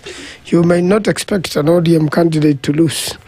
It will be very strange for an ODM candidate to lose. But I'm told, and even in Magarini, they are hotly contested. In Magarini, there's a UDA candidate, there's an ODM candidate, there's a Wiper candidate. PA seems to have, decided to negotiate. Sometimes it's wise to retreat in politics so that you do better. And you remember also there's a senator, the Senate position left vacant in Baringo. That's also going to be a serious one. So what happens till these by-elections happen? I doubt whether the House will have any numbers, because different political parties have to go on ground and make sure that they get these seats. DCP is expected to win quite a number of seats. So the thing that Kenyans pay members of parliament for, to be in-house, deliberating on issues, in oversight, in representation, in budget making, they won't actually do for the next 6 weeks or so, because they need to ensure that party strongholds are preserved. It's not exactly party strongholds. You also need these members in the House. But you've just told us that they may not be there. You have minimal numbers in the House over the next couple of months. That's likely to happen, because especially when it nears the campaign and when it hots up seriously, you'll expect me to go to Magarini at some point and help my candidate. Because this is democracy. It's the price you pay for democracy. You expect me to go to Mbere and help the candidate in Mbere. And Malaba, the same. Malaba is so hot, and we need all these seats, because also without quite a number of seats vacant, you still also don't have the numbers. In fact, there are things you can't vote for properly without. That's why a by-election is very important, and this should be filled almost immediately to make sure that the House of the full numbers. But Senator, you look at it from that perspective, but then again, a Kenyan seated somewhere would assume that individuals who are vying or running for this position, it is their responsibility to go to their constituents and convince their electorate to give them that vote. That the senator from Makueni County, having been elected by the people of Makueni, should be in the August House to disseminate the responsibility given by the people of Makueni County. That as much as there is the need for political, you to go support your members, but there is the responsibility that you've actually been given by the people of Makueni. So at what point does the role that you've been given become less important, but to ensure another individual I've got 3 roles, and that argument has been there before. One of it is to represent people, the other one is oversight. And when you represent the people, you can represent them in so many places. It could be the wish of the people of Makueni that their senator goes to Magarini and helps build their party, or represents the people there, or goes to Bere and the other places. After all, it's a short-lived thing. And also, you can be on the floor of the House. You can represent people on the floor of the House or outside the House. Sometimes you can sit in the House and you are not very useful. So, or you have no business assigned to you by your constituents on the floor of the House that day. This also means over the weekends, from Friday to Monday, there's nothing wrong making sure we have another senator from Baringo coming in, because we need to be a full House, so that when we are voting, we are sure that we have not lost a motion simply because the seat of Baringo is vacant. So I'm particularly very interested in Baringo and what happens there, because when we were burying our late senator, I could pick the mood of people. When the senator for Busia spoke, he would be cheered. When Sivuna spoke, he would be cheered. But when the UDA ones, of which he had lost a UDA member, stood there, they were not received very well. So this is interesting to follow. We want to know why. In fact, the people didn't want much trouble that day. They wanted a very peaceful send-off. And if people brought too much politics there, we were going to face the locals. So will the by-elections pretty much show, will be a show of might in terms of how the country is thinking, the direction that Kenyans are taking moving forward, a reason why politicians, members of parliament, senators consider these by-elections as a do-or-die affair? It's a very important thing. You know, like you remember the seat in Behere was for DP. So DP led by Justin Muturi, a former AG, Minister and Speaker, we want to see how their party fares. You know, the seat in Magharibi belonged to ODM. How interesting if ODM loses this seat. And if they lose, it's because of the fight between UDA and ODM, yet they are in broad-based.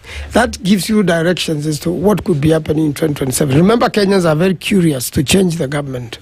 So the Kenyans are going to fall under 27 MCA positions to be filled. So it's quite busy around the country. Yes. But even while at it, Senator, there are many emerging issues that need to be discussed. So there is the issue of compensation and justice for the victims who were killed by the police. There is the aspect of the 10 agenda by the broad-based government that as well are here and it needs to be. There is SHA, there is education, all these matters. So how then, or what assurance are you giving Kenyans today that these will equally be an important agenda now that you're back in the house?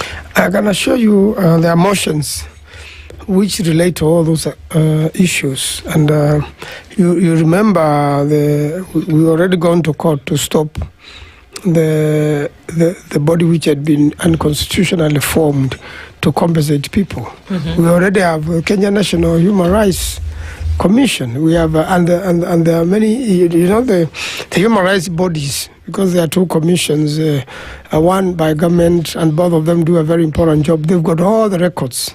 They have all the people who have died. We have all the disappearances. There are many questions to be raised. We had also formed the People's Restorative Justice Commission, whereby evidence could further be presented by families, because some of these families got muzzled. You remember the young man who went to the house and was telling Mr. Speaker, we are here. And he left Parliament precincts safely.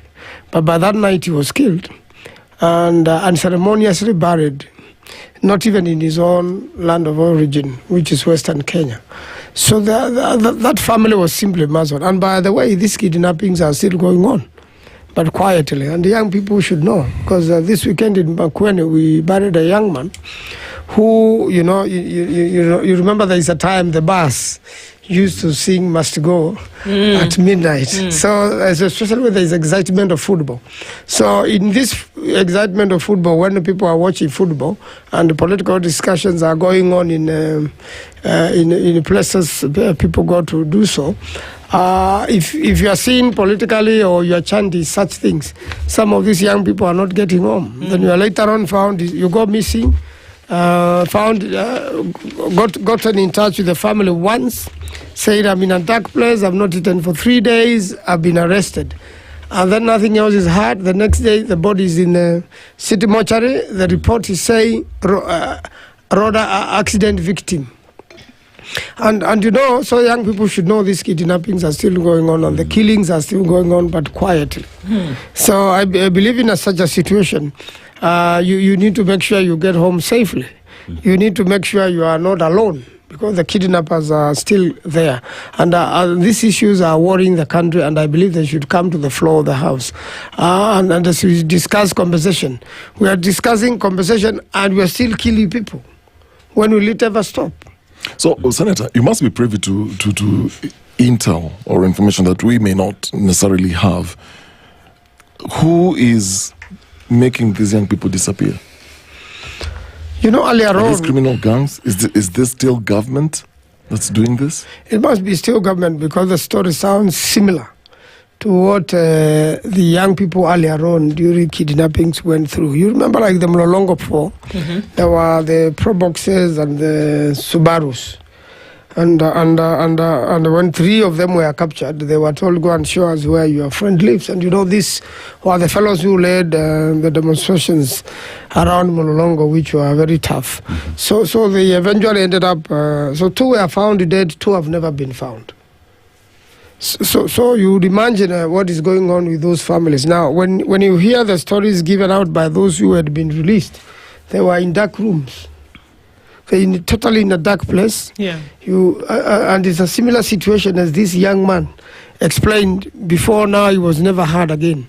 And and they were never not be given food. So 3 days, you are being beaten up, you are not being given food. If you have disappeared for a week and you are in a confinement for 3 days, the security systems who have been reported of your missing should know. So I believe still these are government agents. There could also have been gangs. We have seen the coming of gangs. We have seen people be attacked in town. We have seen gangs working with the police during demonstrations. We have seen gangs when Wamonyoro was coming back home from America, that sort of situation. And I believe these gangs should be stopped. The country must first be secure. The port must be carried safely home. Let it not be cracked on the way. So the country safety must be a thing very important, because it means if kidnappings are still happening but slowly, and even poisoning. Some of these activists, they go to places, they get poisoned, they go to hospital, they don't come back. You have some clot. Is that the new trend now? That's a new trend. After people are no longer in the streets, kidnappings are still going on, and quite a number of activists. And it's good for young people to know this so that they keep safe. The country is still, justice is still not happening. And with people still disappearing, and you're telling us you are compensating people. So you are killing them and compensating them. I think it's not right. Senator, I'm just trying to wrap my head around this. Just explain to me, you are a politician. I'm not, and I'm just trying to imagine. So, if I want political mileage concerning any issue, so you've ordered the stopping of these supposed killings and kidnappings, but you're saying they're still going on. It almost feels to me, because there are no protests that are currently ongoing. So we've seen all these TikTok videos of young people in clubs as Manu is being beaten, people are chanting and saying one time Ruto must go, whatever.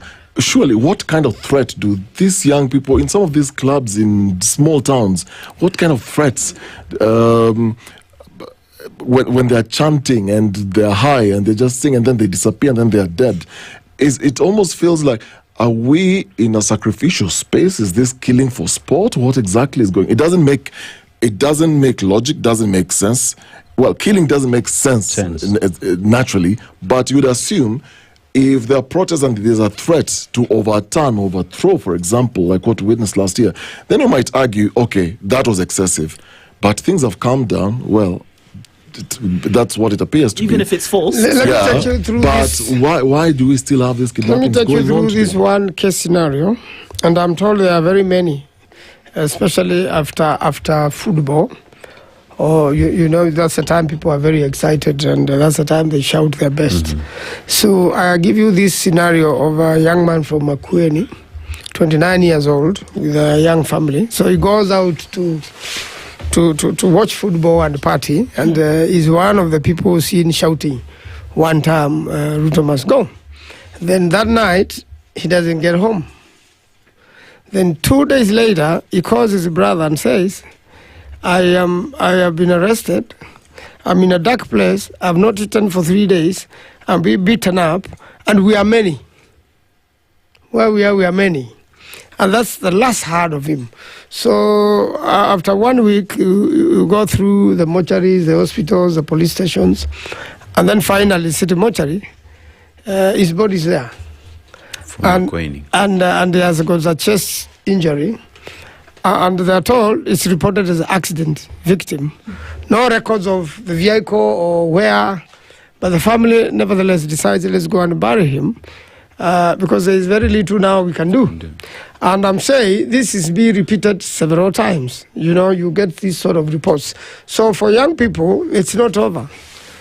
Now that you have some team pretending to go and compensate people, it is not over. And I think this must stop, and this is what must stop first, the killings, the abductions. You know, it were better if you abducted somebody and release them, but don't kill them. You can threaten them like what used to happen earlier on with Bernard Kavuli and those young people, young journalists. So Parliament resumes today, National Assembly, Senate, and you would expect among the critical issues of discussions, besides the by-elections, the campaigns and everything, would be issues like what you've just raised. Yes, because there is a request for statements. We are going to follow up this so that we can summon the IG and the security team to come and tell us what this is. This is it. I find myself sometimes at pains to understand some of these things. That we get to the point whereby the law seems to be a suggestion.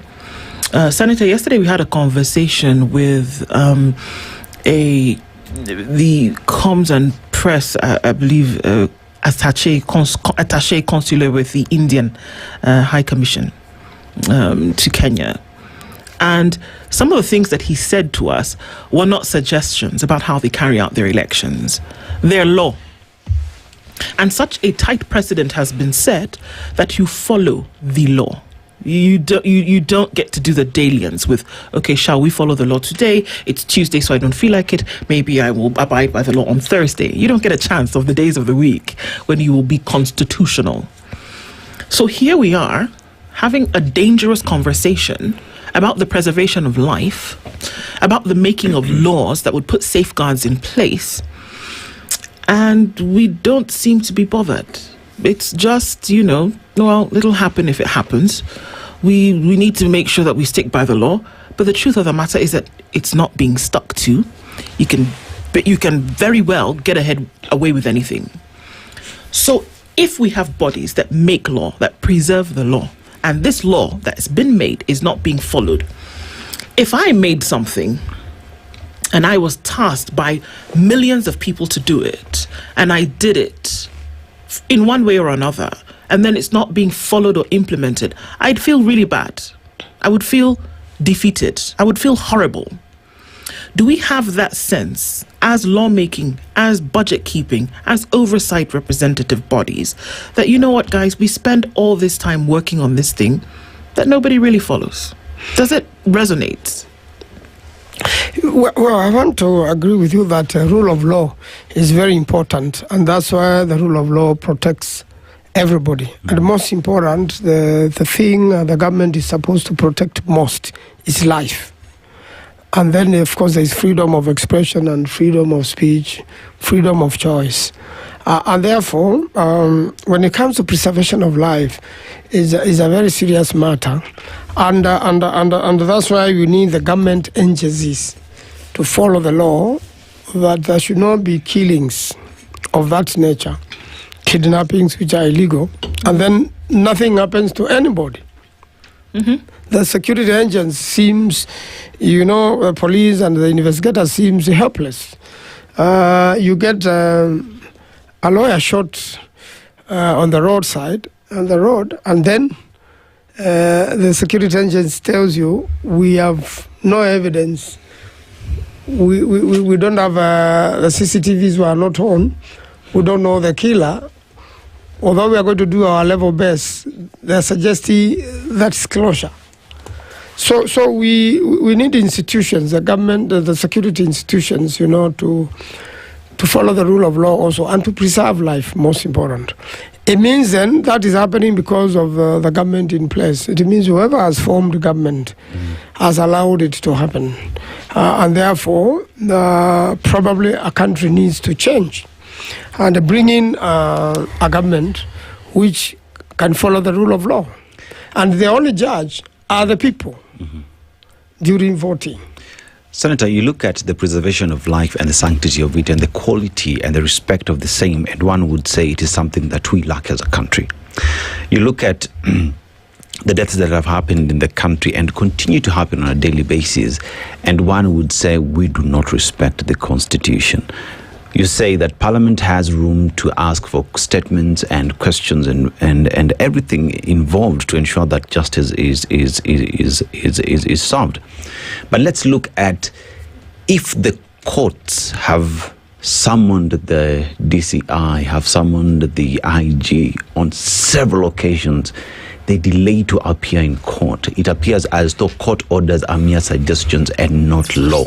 Mm-hmm. What guarantee do we have today that both houses of Parliament, Senate and National Assembly, will be able to get anything from these individuals? Well, like the case I'm talking about, at least will be documented. If whether they show up or they give flimsy excuses, at least you document the case so that if there will be any compensation or any justice, although there's no need to compensate without justice. First of all, you must apprehend the killer, because nothing replaces life. No amount of money can buy a human being. It's more important when you have that young person alive and serving his family than paying his family a paltry sum, and it is not accident, it's intentional killing, where somebody should have actually been prosecuted for murder. But because it has been done by a government institution, then it means the only better way, and this is not new. You remember the Rivayala disappearances and people found there, and even some of these people who have recently been kidnapped, and some of them are lucky to be free. They say they were also threatened with being taken to Rivayala and all that sort of thing, as information was being extracted from them. So we want to say that as much as the government wants to preserve itself, it must also preserve life, and that's why all the young people in the country must be awake and realize that the constitutional requirement of participating in an election is very important, because you determine the destiny of your country. And that's why a lot of young people now should wake up and arm themselves with an ID. It's very important when you are 18 years old to have an identity card. One of the biggest challenges we had in the last mass killings in demonstrations, some of these people could not easily be identified, because if you have an ID, then your fingerprints will show where you come from. Mm-hmm. But if you are that young, and most of them, I believe their bodies are still at the city morgue, they have never been collected, nobody knows where you are, because somebody thinks you are in Nairobi, and because you left the rural home some time back, probably without a phone, and no one has bothered to trace you. So you see, when you have an ID, it helps your fingerprints to be traced. It helps your ID, details to be found, and then you can be traced to your village or mtaa if you live in Nairobi. Then, secondly, voter registration, other than the places by-elections are taking place, are beginning on 29th of this month at the constituency headquarters, and later on they will announce a mass registration. So people should register as voters. And I also want the young people to know IBC hires a lot of them during by-election and the main election.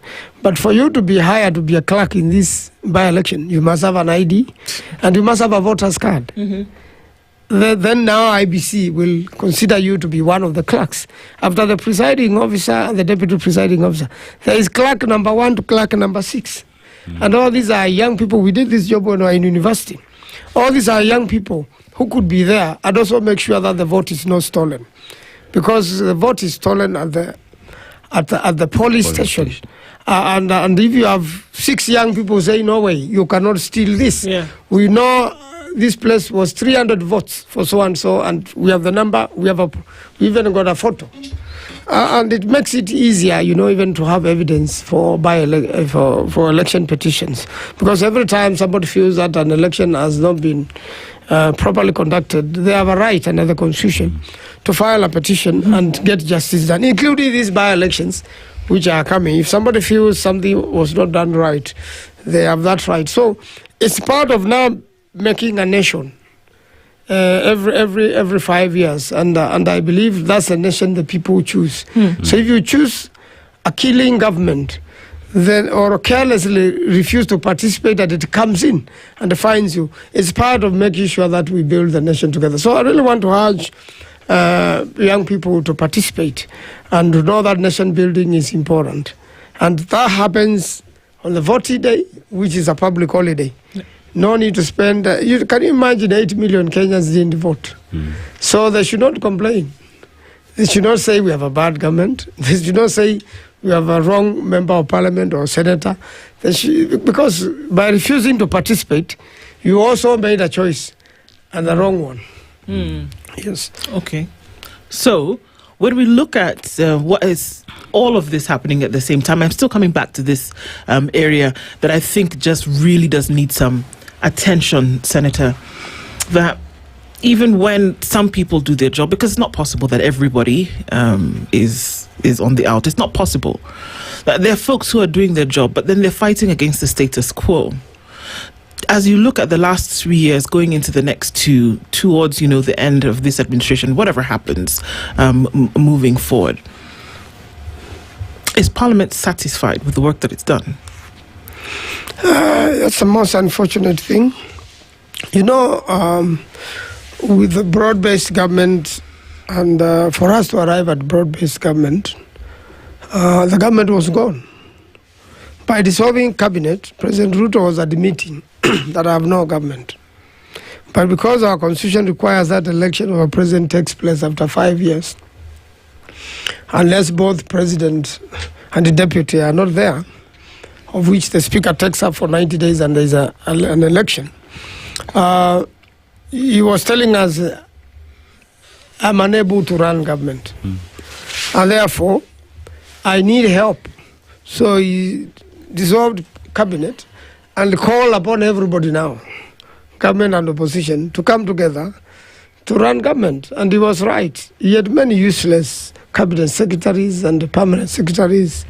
People who really didn't know what their job was. Even when they came to Parliament to answer questions, some did not know why they are in those serious positions. Others had fake papers and things like that. So, by forming broad-based government, opposition was weakened. And therefore, when they come to voting of the House, it is, the government has the numbers to get whatever it wants. But with opposition, with the united opposition, which is still there, we still have to check the government, the broad-based government. We still have to check it. Sometimes people in broad-based government riot and say this is not right, we are not voting for this. But you find the numbers are big, and we are back to but candidates. It's not being checked. It's not being checked. Yeah, there's not being checked. We are like one-party system sort of scenario. And everybody who comes out to speak in public is saying something very clear in support of the government, or in or not in support. And that's the attention. There's no checking. There's no the Auditor General has been on this spree for the last 6 months and has been bringing out numbers that are unprecedented in terms of money that's being lost on a daily basis, and then the Kenya's being still put into this situation of unending debt. We're closer and closer to 12 trillion shillings. It doesn't make sense. So the question is, when is the broad-based government, for example, being checked, and by whom?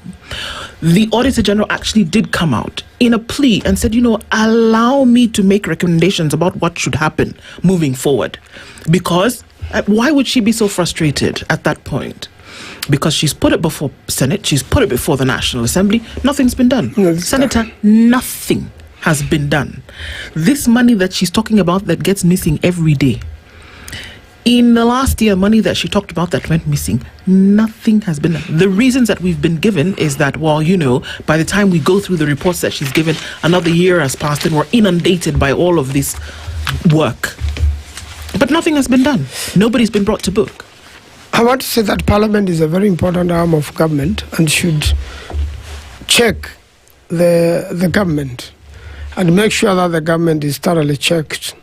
And I look forward to days where you'll have government and strong opposition, like a similar case in America. You remember the money you are talking about is a year.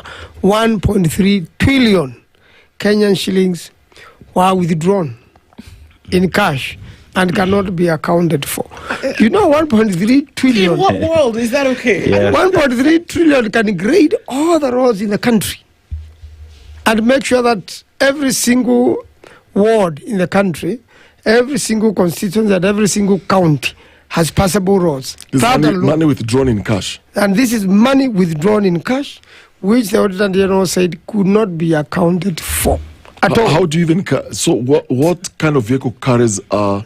No, it was withdrawn like on a daily basis. In a year, it was withdrawn. That one cannot even be fit in laws. Even if you had to withdraw 1 trillion in a year, how much will you be withdrawing in every day? I saw something. Every second. I saw something yesterday on the socials where someone was giving an example of what 4 billion shillings could do if you just given to spend it. And if you're paying 200,000 shillings for house rent, you'd spend 4 centuries to finish 4 billion shillings. 400 years to finish 4 billion shillings. Meaning to finish 1 billion is 100 years. It's 100 years. But you're talking about 1.2 trillion shillings that is lost like that. And as we sit here and having this discussion, the question still goes back to the August House. As we sit here today, we've rated the president for the past 3 years that he's been there. How would you rate the house that you sit in? How have you performed? It's most unfortunate, but I've got to be honest. The house has operated as if there is no house. The house has been under capture. Every bill which comes for voting has either been negotiated or through the political parties, and it looks like the House has not done its job. Not even that, even the leadership of the House. For example, a speaker is supposed to be neutral. A speaker should not be in the political podium. And therefore, to me, although we have rated the president to have performed badly, the House has performed worse. And therefore, the House should rescue itself from the capture. Can it? Well, these political parties which help. If you can see new directions being given to ODM, the opposition which has been there does its level best, and you can see the contributions in every debate. And even if, when we vote, you see the majority have their way, the minority have their say. But at least there should be quality debate so that even Kenyans can follow and see that, whoever is prosecuting on behalf of the government has presented, if it's a bill, their best level. And the same bill has also, been, opposed and debated thoroughly to show the pros and cons. Because finally, it is a vote. Finally, the House just votes, and the votes carries the day. So if the votes carry the day, Senator, right now we are busy talking about the by-elections that are happening. 2027 is fast coming. If the government itself has let Kenyans down, you say that the August House has let Kenyans down. Under what premise then should any Kenyan sit and listen to members of parliament that they would deliver? And that's why, the good thing in democracy comes after every 5 years. And in fact, history has it that 70% of members of parliament don't go back. This is the time now the young people should participate in politics. We want new blood in the House. We want people who cannot be compromised. And I know that is with the young people. The biggest problem in the House now is compromise. When somebody gets compromised and does not stand with the people who elected that particular person. So we want to encourage young people. That's why I was telling them to register as voters. Because if you have no ID and you are not registered as a voter, you cannot vie. For you to vie, you must show that you are a Kenyan and you are an adult, and then you must show that you are registered as a voter. Then you can vie, in the counties. You can vie for national offices like Parliament or Senate. You can vie as governor, and you can vie as senator. So we want the young people. They are very talented young people. If you can win a university election to lead the university students who who are very brilliant. There's no election you cannot win. But Senator, it's one thing to then win the election, and you're urging young people to vie and to also vote at the same time. But there's something that there are conversations around Senate and the National Assembly. So once you get in, and this we've heard from people like, former Senator Roba, for example, they are very good, well-meaning senators who mean to do the job and get things done. But then you find yourself in what, quote-unquote, you call a cult. There's a culture and there's a system you're introduced to and a way of doing things. Once you get into Senate, you realize you're actually a lone ranger. You want to do good, but you find you're alone. Yes. Then you're persecuted. And you're talking about getting people who will not be compromised. The president spoke the other day and said there's a big problem. There are a lot of MPs and actually said governors are being called, and then they're being asked for bribes. This is happening at the Senate for the National Assembly is to pass some of these bills. The money is changing hands. If that's then the culture, and it's clear that it has eventually come out, how then do you expect somebody who's coming, very fresh, coming in, to find there is a framework under which people work, there is a structure, there is a system, and there is this cult that then you are introduced to, and you... No, to be corrupt or not to be is a choice you make. You hear during the campaign, we are telling Kenyans now, in these by-elections, because the government is spending a lot of money on them. The money is your stolen money. Is your taxes. So pick it, but vote wisely. Vote where you are still planned. Don't be swayed to vote in a different way simply because you have been given 100 shillings or 50. It's usually not a lot of money, you see, and to be corrupt or not is a choice you make. And I want to agree with some of those sentiments expressed by Senator Oroba. They are true, and also the president confirmed. But I want to give you two examples of governors who will not do this sort of thing.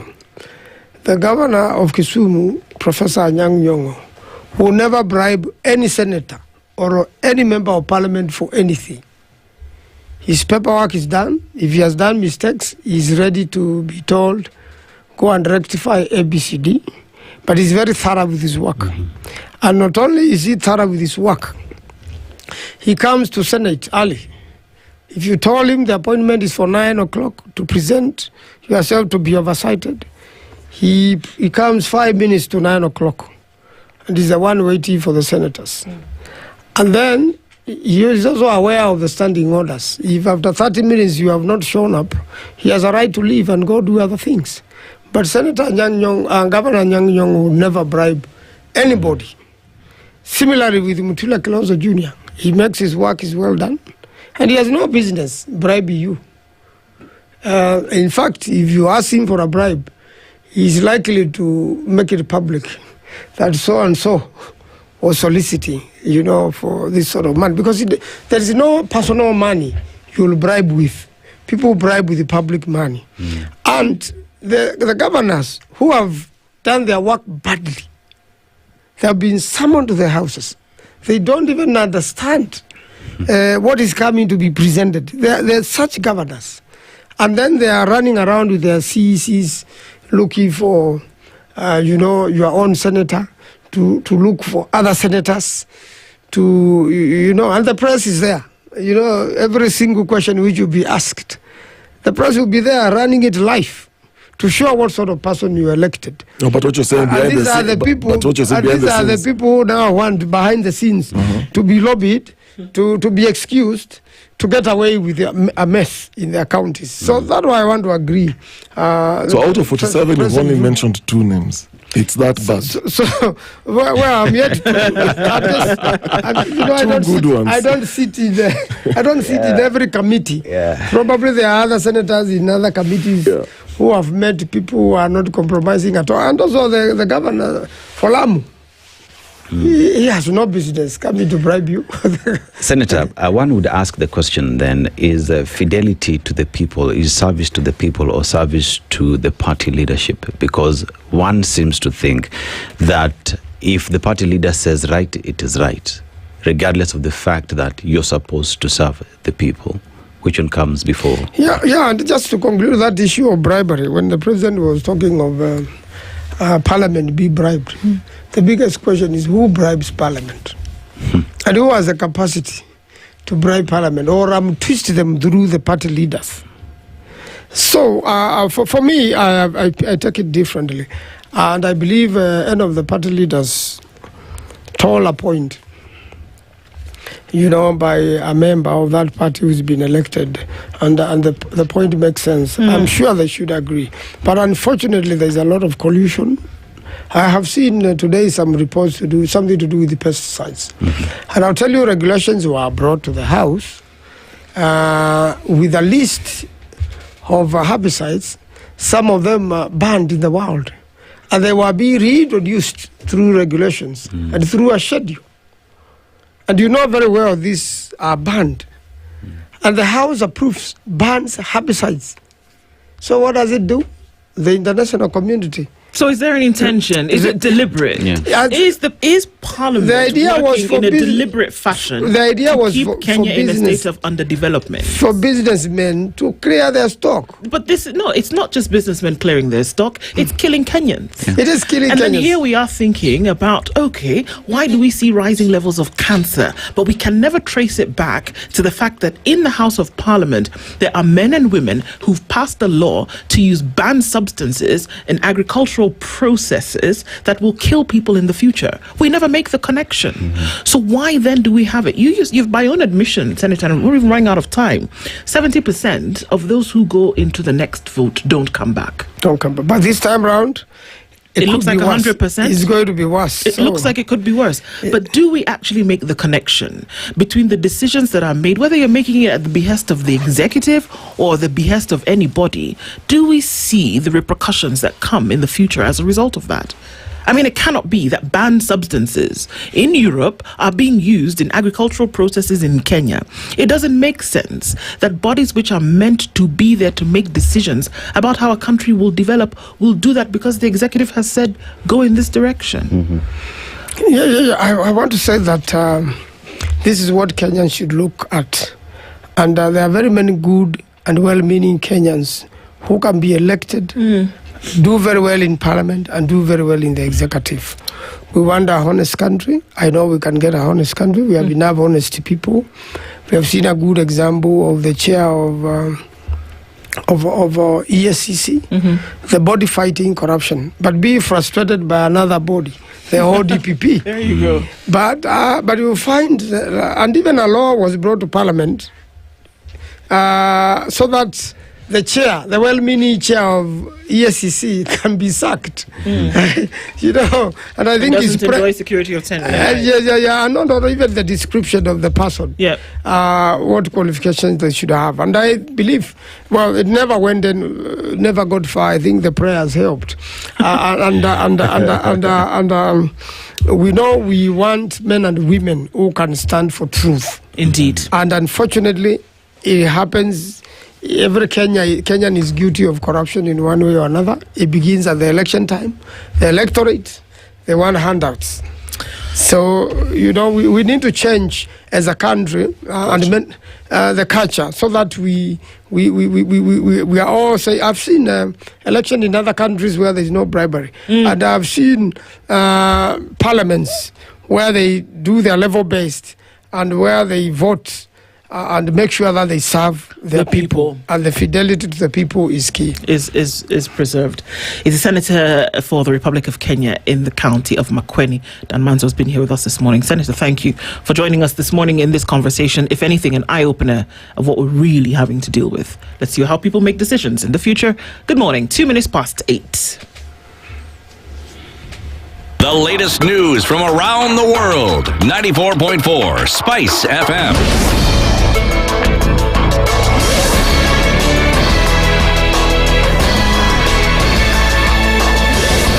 Good morning. This is the News Wire. I'm Leah Ubaga. Controller of Budget Margaret Nyakango has faulted the 47 counties for failing to curb ballooning revenue arrears amounting to a whole 124.95 billion shillings, warning that weak enforcement and political waivers are undermining service delivery.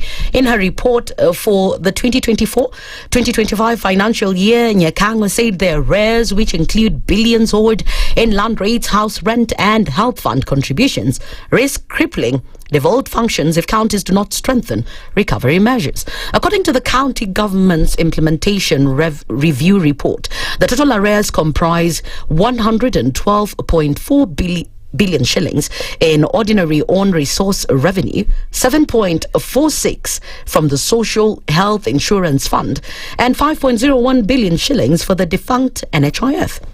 The Law Society of Kenya has begun handling Simon Warui's case, who was allegedly found dead inside the Central Police Station in Mombasa in suspicious circumstances. Warui reportedly went missing in Nairobi only to have his family discover that he was being held by police in Mombasa, even though he was already dead. LSK wants to know why Warui, who had no reason to be in Mombasa, ended up more than 480 kilometers from Nairobi in police custody. An autopsy revealed that his neck was broken and he even suffered from lack of oxygen, while his arm was also broken. Muhuri human rights activists say justice should be served to the family. Yatakana polisi wawe responsible kwa maswala haya. Haiwezekani kuwa mtu anakufa alafu anasema amecommit suicide. Hatuwezi kubaliana na maswala kama hayo. Tunataka inquest ifanyike, gawa postmortem imefanywa, lakini kama watetezi wake za kibinadamu tunaona hapa kuna foul play. Yote 9-10 lazima IPOA pia ichukue majukumu. Kwa nini mtu anakufa na kuna maskari hapo? Hata kama ni suicide mtu anacommit, kuna maskari hapo. Usalama wetu uko wapi? Lazima tupate accountability kwa maswala haya. Sio Kenya hapa mtu kufa kwa seli, script ni kuwa amekufa akicommit suicide. Tuliona Ojwang the same. Hatuwezi kubaliana na maswala ya polisi, manake polisi kila siku wanafanya cover up. While this even comes as IPOA has also taken up the matter.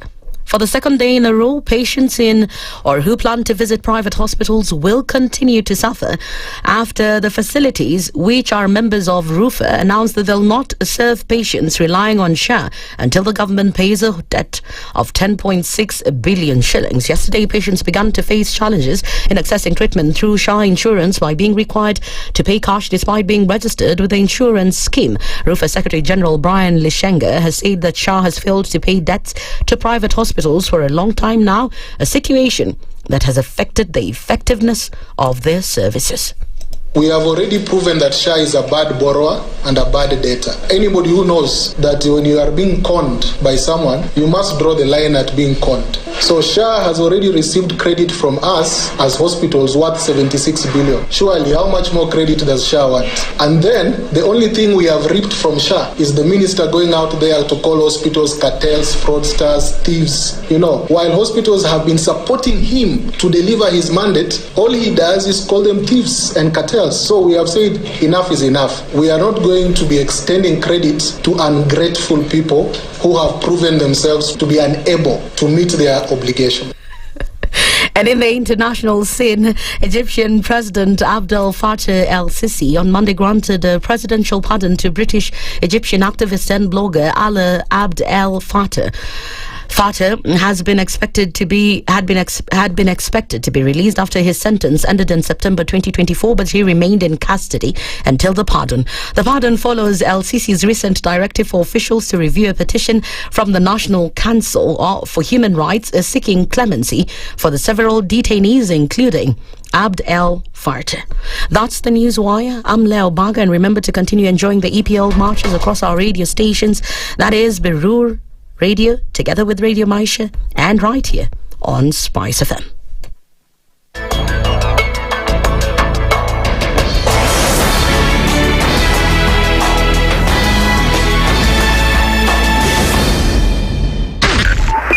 .5 Spice FM, Kisumu. One of the things that are ailing our country is negative ethnicity. You find you as a state of, instead of thinking as a Kenyan, you think like a tribal person. Let me tell you something. The biggest problem we have had in this country is a leadership deficit. There is nothing that you are going to do in the process of change if you are not a risk taker. So you really have to pursue your vision to a logical conclusion, and even be ready to step on people's toes. When it comes to the economy, you can run away with it. They say statistics are like bikinis. They reveal a lot, but they conceal the vitals. And so government people would throw statistics at you and tell you they're revealing a lot of information to you, but it's really concealing the real vitals. We need to get out of that, because when we want to grow our democracy, one basic thing that really requires to be understood by the political class, by all of us, is institutions are critical. This is the Situation Room, the only way to start your day. Good morning, and I love your show. Thank you. Having come from a Kikuyu radio background, I migrated to Spice because of the content. I was born in a slum, but somehow I got a break in life. So sometimes when you see the sweating coming out because of the passion and whatever it is, behind the noise, there are people, and we share the same umbilical cord. It shouldn't be like that. I am so disappointed. We used to tell Honorable Raila Amolo Odinga that he's doing politics of conmanship, and even President Uhuru Kenyatta, serikali hii ndio iko na conmanship ya hali ya juu. You cannot promise people that you reduce tax, then you double. In politics, there is the issue of trust. For you to turn around and then stab the same people who gave you that trust, there is no other level of dishonesty. Imabo, utaona dunia tu. The Situation Room, Kenya's biggest conversation. If we just gloss over issues and hope that time heals, then we might find that in generations to come, we might be back at the same situation. And the whole thing is born of stolen elections. Spice. When it comes to the decisions you make, you must be independent. There's no way you can allow one institution to dictate to you how you're going to conduct your operations, how you're going to decide cases. It's a no. When you weaken the institution to the point where they cannot take action, then you realize that politicians have to come up and now start dealing with the issues. That conversation has to die. Our politicians do not like the hard stuff. We must insist on the path of doing things right, whether popular or unpopular. Money changes hands. That is a fact. If you have political goodwill at the highest top, like in Rwanda, then corruption will be an issue of the past. If you don't have political goodwill at the top, we will pass laws, we will amend laws, we will continue passing laws and re-amending laws, and nothing will happen. This is the Situation Room, the only way to start your day. In this country, 6 families and 8,000 Kenyans control 90% of the GDP. We are not a country. We are a plantation. We work for Ruto. When you're telling the judges court orders are papers or they will not obey court orders, they're sitting and you're seeking orders from them. So how are they supposed to interpret it? Isn't it an oxymoron? When you see a judiciary that seems to be under some control somewhere, you start questioning. We have very powerful governors, but they don't use their offices to serve the people. If you are not shameful to do what you are doing, why should we protect you? I'm human. Everybody's human. So when you're told, kuja tuongee, I mean, you'd be a fool to say, staki kuongea today. Conversations have to be had, you know? People in leadership should only go into leadership if they are ready and willing to change the lot of the people. The Situation Room, Kenya's biggest conversation. Mature, intelligent talk every morning. Spice up yourself.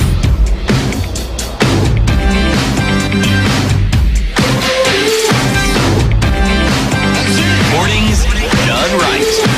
94.4 Spice FM, Nairobi. The Situation Room continues at 11 minutes after 8 o'clock. It's Tuesday, the 23rd of September, and our conversations continue on this Tuesday when private hospitals have said if you come into our hospitals, you will not be able to access your SHA services under SHA, come with cash or use private insurance. That is it. Over 70 billion shillings owed to private hospitals by government over services that they had offered in advance.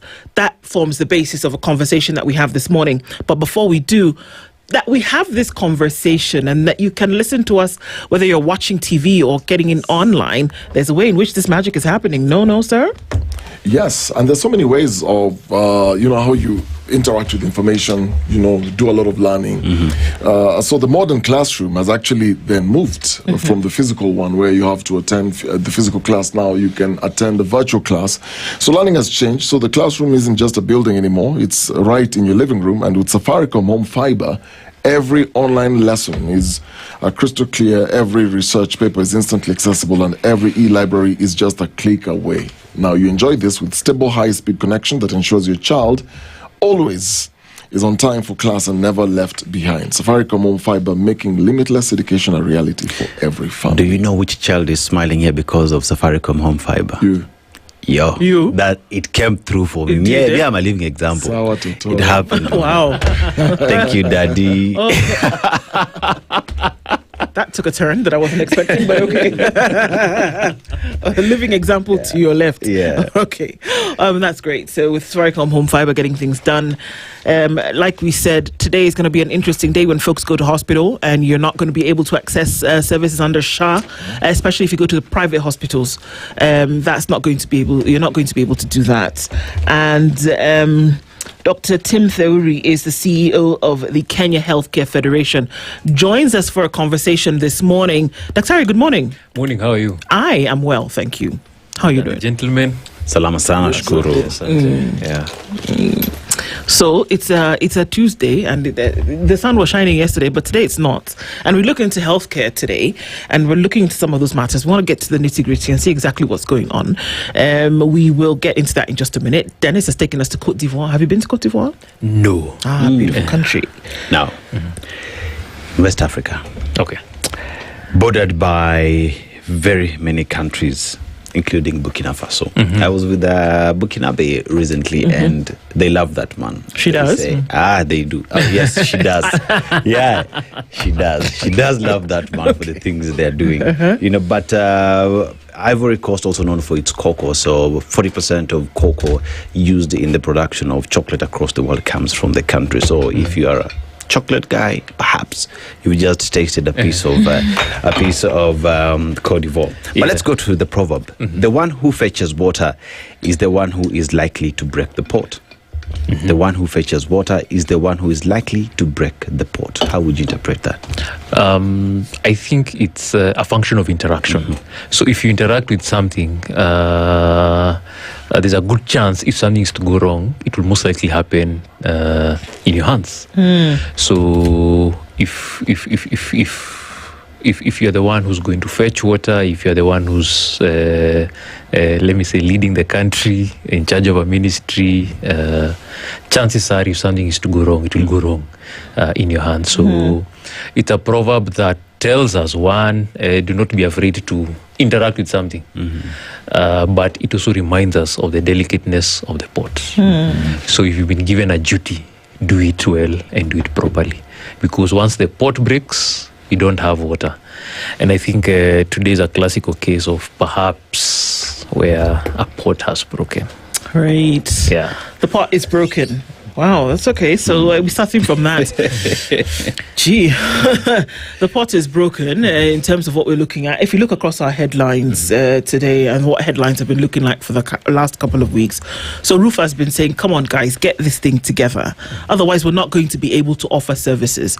And it's not a matter of we're being sensational or overly sensitive or emotional.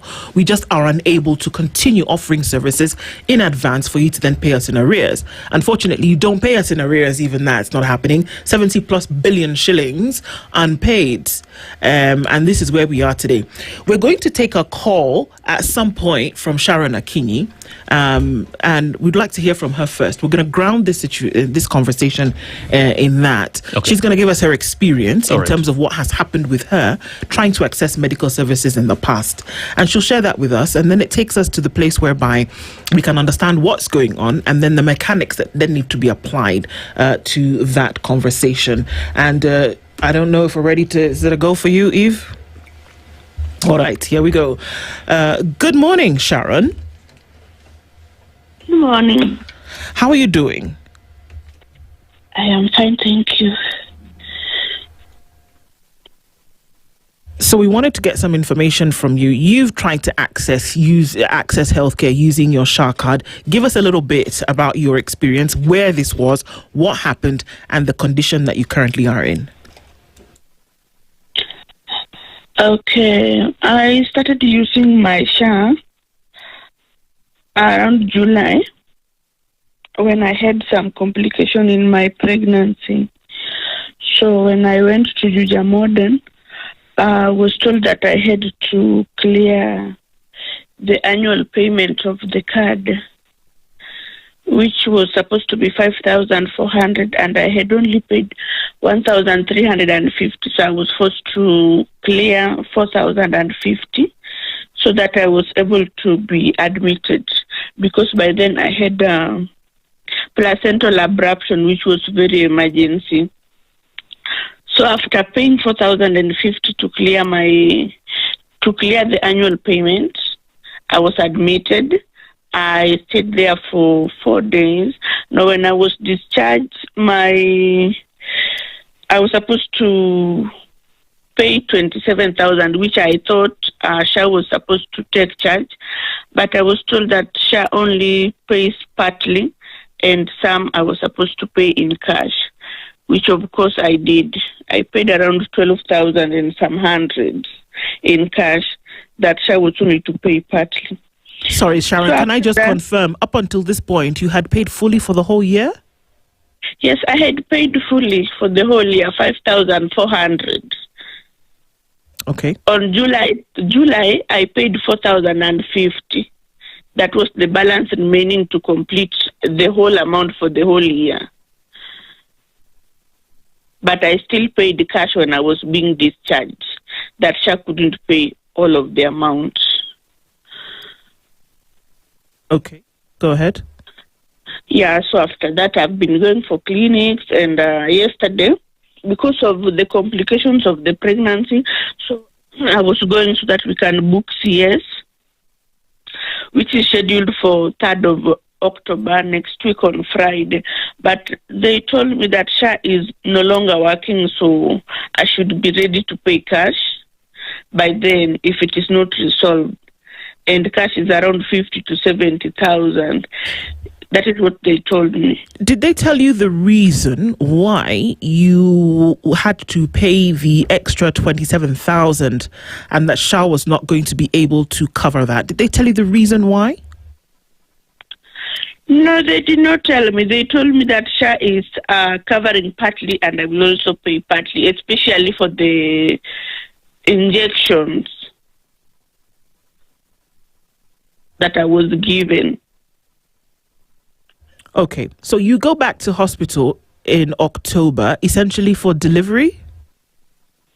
Yeah, I went yesterday to book for delivery and for some checkups. But now after booking, they told me that SHA is not working, unfortunately, as from yesterday. So they are not sure if by Friday, which is next week, it will be resolved. Now I asked them, if it is not working, what will I do? You will have to pay cash, which is ranging between 50 and 70,000, depending on how the CS will undergo. All right. Now, so you're not quite sure what's going to happen, but what you do know is that you need to be prepared with cash come this October date, when you will then present yourself to hospital to be delivered of your baby. Yeah, which is already traumatizing me, because this pregnancy has been with so much complications. Because when I started my clinics, I was not in Kiambu County. I was in Migori County. Now, when I came here, the complications came, and I was told not to travel back home. So I can't travel. I can't go to a distance hospital. I have to go to the nearest hospital, which they already know my condition. We have worked through with them. So I'm just worried if I have maybe to go to a public hospital, which I do not even know which one is better, and going and starting to explain myself. It's traumatizing me, and days are numbered. Okay, let's go to the last question. Last question for you, Sharon, before we let you go, because I would like you to keep listening in, because Dr. Tim Theory is here. But just to confirm and clarify, you are paid up until December 2025? It should go up to, I think, April or February next year, because I started paying in February. And you've paid for a year? I registered from February, so it should go up to next year. All right, Sharon, we're having this conversation. Yeah. Thank you for sharing this information with us. And I would encourage you to keep checking and see what happens as the days go by and see then what is possible. But try and listen into this conversation and let's see what we can do in terms of sharing the right information. All right? Okay. Thank you so much for patching into this morning. And let's continue with this now. Okay. All right, Daktari, you've heard what she said. This is Kenyan. This is a yesterday situation for an October birth. This is what she's been told. What's going on?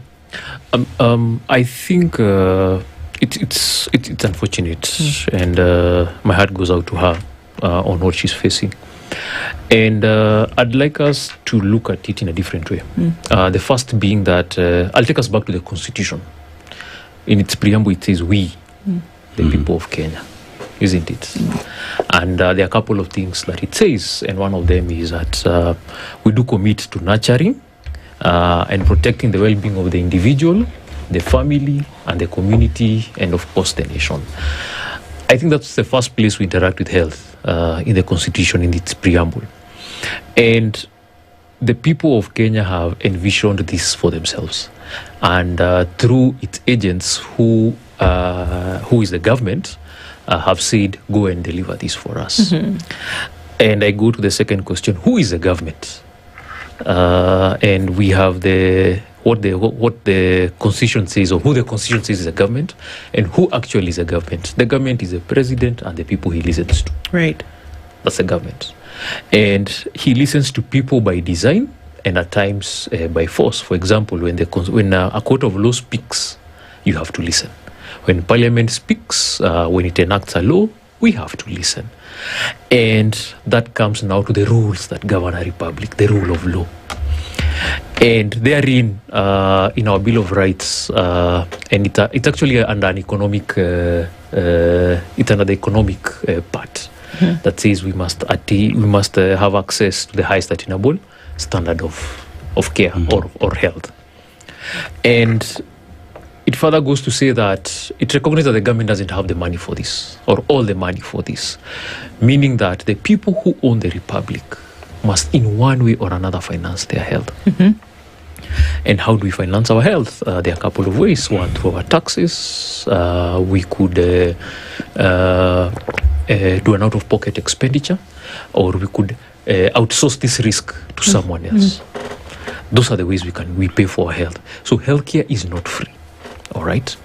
Now, the government has said, we know our Kenyans, we know our people, we know the diseases that they are most likely to suffer from, and we are undertaking to provide healthcare under this scheme, that is the Social Health Authority. So, the Social Health Authority is essentially a trust, a social contract between the government and its people. Providers are just the underwriters of this social contract. And when it comes to healthcare financing, we have three people. We have the person who's seeking care, we have the person who's providing it, and the person who's paying for it. And it's often said this is a very unhappy triad, because when one of them is happy, there's someone else who's not happy. But we can find a balance. And this is what we are asking the government to do.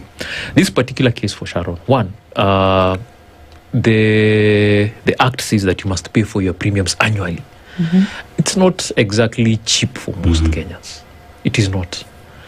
The second thing is there is a Lipa Pole Pole that has been brought as a consequence of that law. However, you must do 4 months upfront, and then the government, or rather that credit facility now kicks in. How many of our people can afford that? So I think it's now time we revisit the things that are working about SHA and the ones that are not working about SHA. And this is one of them. The second thing is there hasn't been the best of civic education or education around the benefits package and the tariffs that are attendant to it. And therein we have access rules. So could this be a case of where the access rules were not clear for Sharon? All right. So she made it clear, though, Doc. Yeah. What are we talking about? Yeah. What did she say? She's paid her premiums up until February next year. She was told very clearly that when she went and presented herself to hospital, she was told very clearly, we'll pay for some, you pay for the rest. But, and this is perhaps where communication is not clear, coming from the governing authority of this, of health. When will you pay a little bit and when will I pay a little bit? From what we understand, what has been public proclamation, I should be able to walk into hospital having paid my premiums and not have to pay a cent to be treated at whatever level. Okay. Whether I'm going in for outpatient care, whether I'm going in for inpatient care, and whether it's a hospital and admission or whether I'm going into critical care. It's been made clear that you don't have to pay an extra cent. But we have way too many stories of individuals who've been told, well, okay, that's great. You've been admitted for 14 days for renal failure and you had to be in ICU. Well, out of 400,000 shillings, we're going to pay 86. So why should it differ across so many lines all of the time? It is not clear to people when SHA will pay or when it will not, or when it will be split. It's not clear. And for me, it just, not just for me, but for everybody. It's for many Kenyans, yeah. For everybody, you need to know what is going to happen when I present myself to hospital. In this case, private hospitals, that's out the window for now at least. But in a public hospital, if I present myself under SHA, what is going to be taken care of? It's not clear, and it must be. Now, right now, it's clear as mud. Yeah. Now, I'll straight off the bat, like I said, there's been a communication challenge by SHA, and it's something we've observed. When you're instituting change and change management, communication is what underwrites that process. So that is something that has been a challenge. All right. The second thing is we haven't leveraged on the partners that we have in the ecosystem. All right, and the biggest partner for SHA are the hospitals. The system that has been bought, the work that they do, the providers or the hospitals, that is their biggest stakeholder, over and above the Kenyan, of course. But operationally, the providers are their biggest stakeholder. And I think it's in the interest of SHA to ensure that the providers are happy. How do you do that? First of all, there's a huge debt distress. I'll want to get that out of the table. There's a huge debt distress, and it's important that payment is made and made on time. SHA as a social insurance is not immune to the physics of the principles of insurance. All right? And the first principle is the one of utmost good faith. So when I tell you I will pay you, I better pay you and I pay you on time and the amount that we had agreed on. Whereas there has been improvements in the process of that in terms of, let me say visibility, because we often confuse visibility for transparency. There's been some visibility on what is being paid. However, we want them to go a step further. We also want them to tell the Kenyans, when you come to hospital, your claim was 2,000 shillings. We have accepted 1,800 for the following reasons. All right? Or we are rejecting for the following reasons. They should tell the Kenyans that, because those are the owners of the republic and they're the ones who are paying for this service. All right? So that we remove this you said, I said. Because as of now, the moment you come to hospital, a pre-authorization has been done. Sure. The provider is the one who's left with the back-end processes of that. And Kenyans at that point will say, SHA is working. And indeed it will for them. It will be for them because the service has been given. They've not been asked for money if it's a service that is fully covered by the benefit and the access rules allow for it. However, on the provider side, I am left with now the processes that are behind that. And at times, these claims are being rejected, even after pre-authorization has happened. So they will. One of the reasons that I have also picked up with the leadership of SHA is a claim that is rejected on the basis that the benefit has been exhausted. So the question I ask, how did it pass the pre-authorization process? Absolutely. Yeah. So there seems to be some things that they need to work on internally so that this process is smooth. So the second thing that I will say is on fraud, wastage and abuse. As the provider network, that is as Kenya Healthcare Federation, we are the umbrella body for the private sector, and we take care of the entire value chain. So even RUF are our members, the Christian Health Association, KCCB, all those people are our members. And the one thing that we are very clear on is fraud is a no-no. For two reasons. One, it's of course wastage of public resources. But more importantly, if you're fraudulent, it means that there is less in the pot to pay the ones who are doing the right thing. And I'd want to say it's more people who are doing the right thing. Whereas there has been a conversation of fraud. This is being weaponized at the altar of fund solvency. And I'm coming to fund solvency.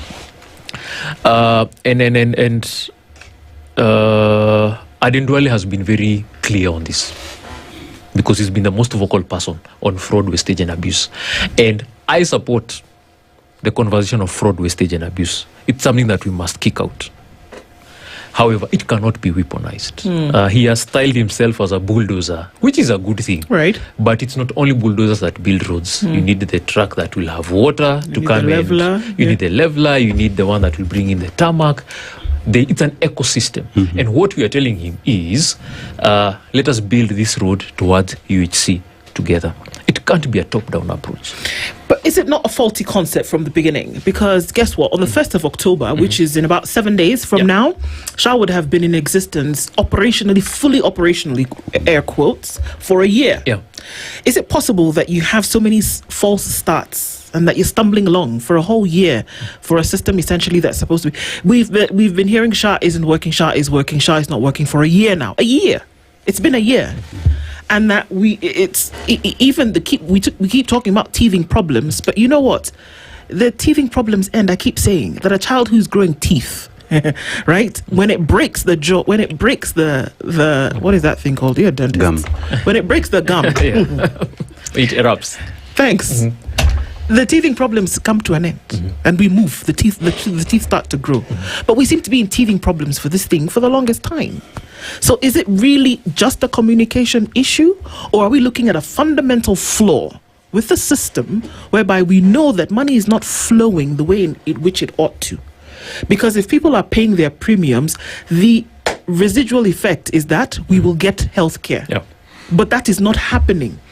And I keep saying, when we look at rejects in a clothing line, for example, if a button is off, it's thrown out. The thing is not, the full thing is dysfunctional. So it's removed. So can we say that if it works in part, then it's working? But if it doesn't, it's just that part that's not working. The whole system is dysfunctional. I think,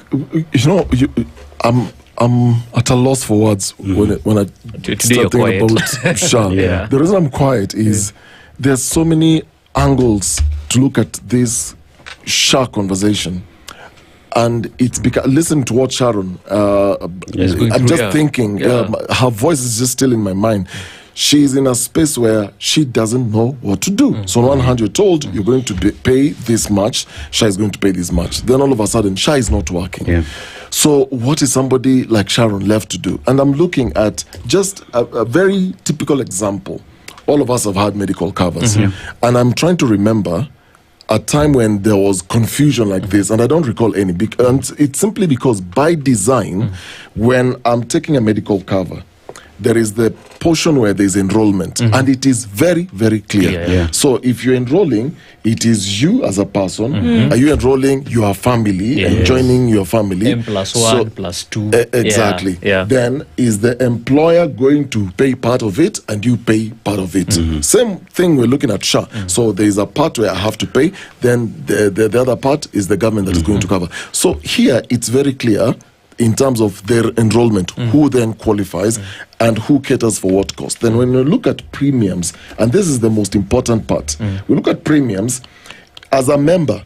So there is either a fixed amount or there is what I'm deducted monthly, quarterly, and whatever. But now we come to coverage. The biggest confusion is actually what is covered, what is not covered. So when I'm taking an insurance cover, I know the policy clearly specifies to me the services that I can enjoy.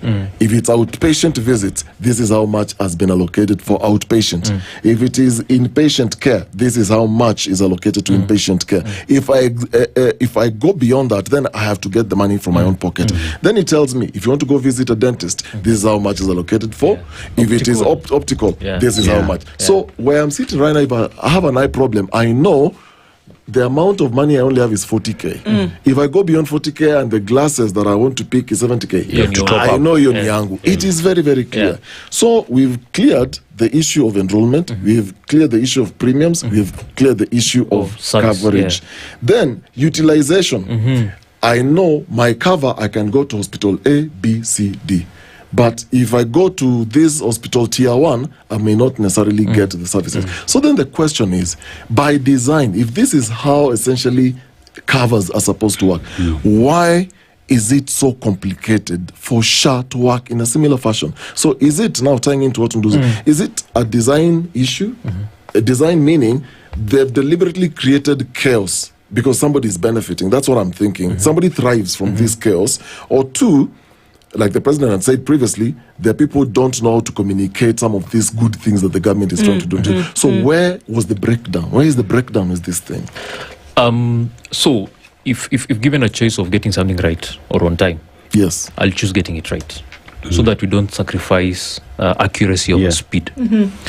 And some of the changes that have been brought in should have been done sequentially and over some time. As a provider network, we'd even propose, let's do this over 2 years before we say we can roll out. As a rollout phase? Yes. Let's do it in 2 years so that we're able to take care of the teething problems as Ndu has called them. The second thing is we've politicized healthcare delivery. Whereas politics is the art of the possible, medicine is reality. And we go to school to study health systems and all those things. Unfortunately, diseases don't read textbooks. No, they don't. They come in various forms. Our bodies also have variations from one person to the other. So that is a reality which we deal with. And when our dreams and ambitions clash with reality, reality wins each time.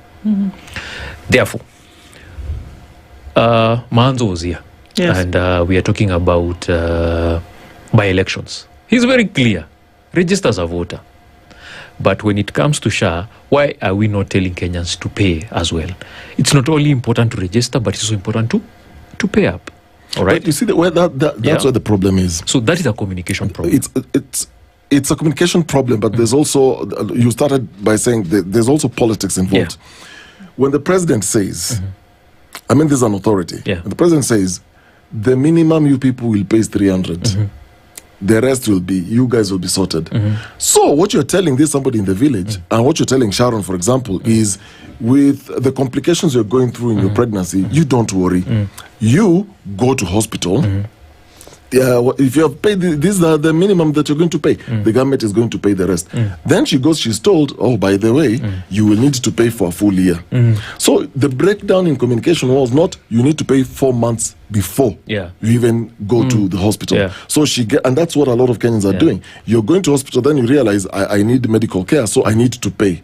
So when you're going to fill the forms, you realize it's not 300. For Sharon, it's what? She said 5,400. 5,400, right. Not so many people can even afford that much. That's true. And then, so there is that. Then you get to a point where last week the president said in Mombasa, look, we understand that people are very poor and vulnerable and they're not able to pay. So because of this deficit, the government is going to step in and we're going to pay for those people who are poor. Then we are asking ourselves, so he's already announced that. So the people who have been paying, and somebody anasikia mimi ni maskini sitajiweza, so see the president alisema, serikali italipa. So this person goes to hospital, the president said actually the government is going to pay, then you realize no, it doesn't work like that.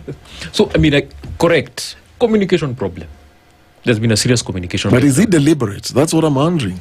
I cannot speak into that. I don't work for SHA. All right, we interact with SHA heavily, but I don't work for SHA. However, there's been a communication problem, and I want to go to the next step of how do we solve it. The people who are interacting with Kenyans, again, is a provider network. That is the hospitals. How about we leverage that network to communicate to Kenyans better? I can assure you, if we have the goodwill, if we see the payments come in, this thing is going to sell itself.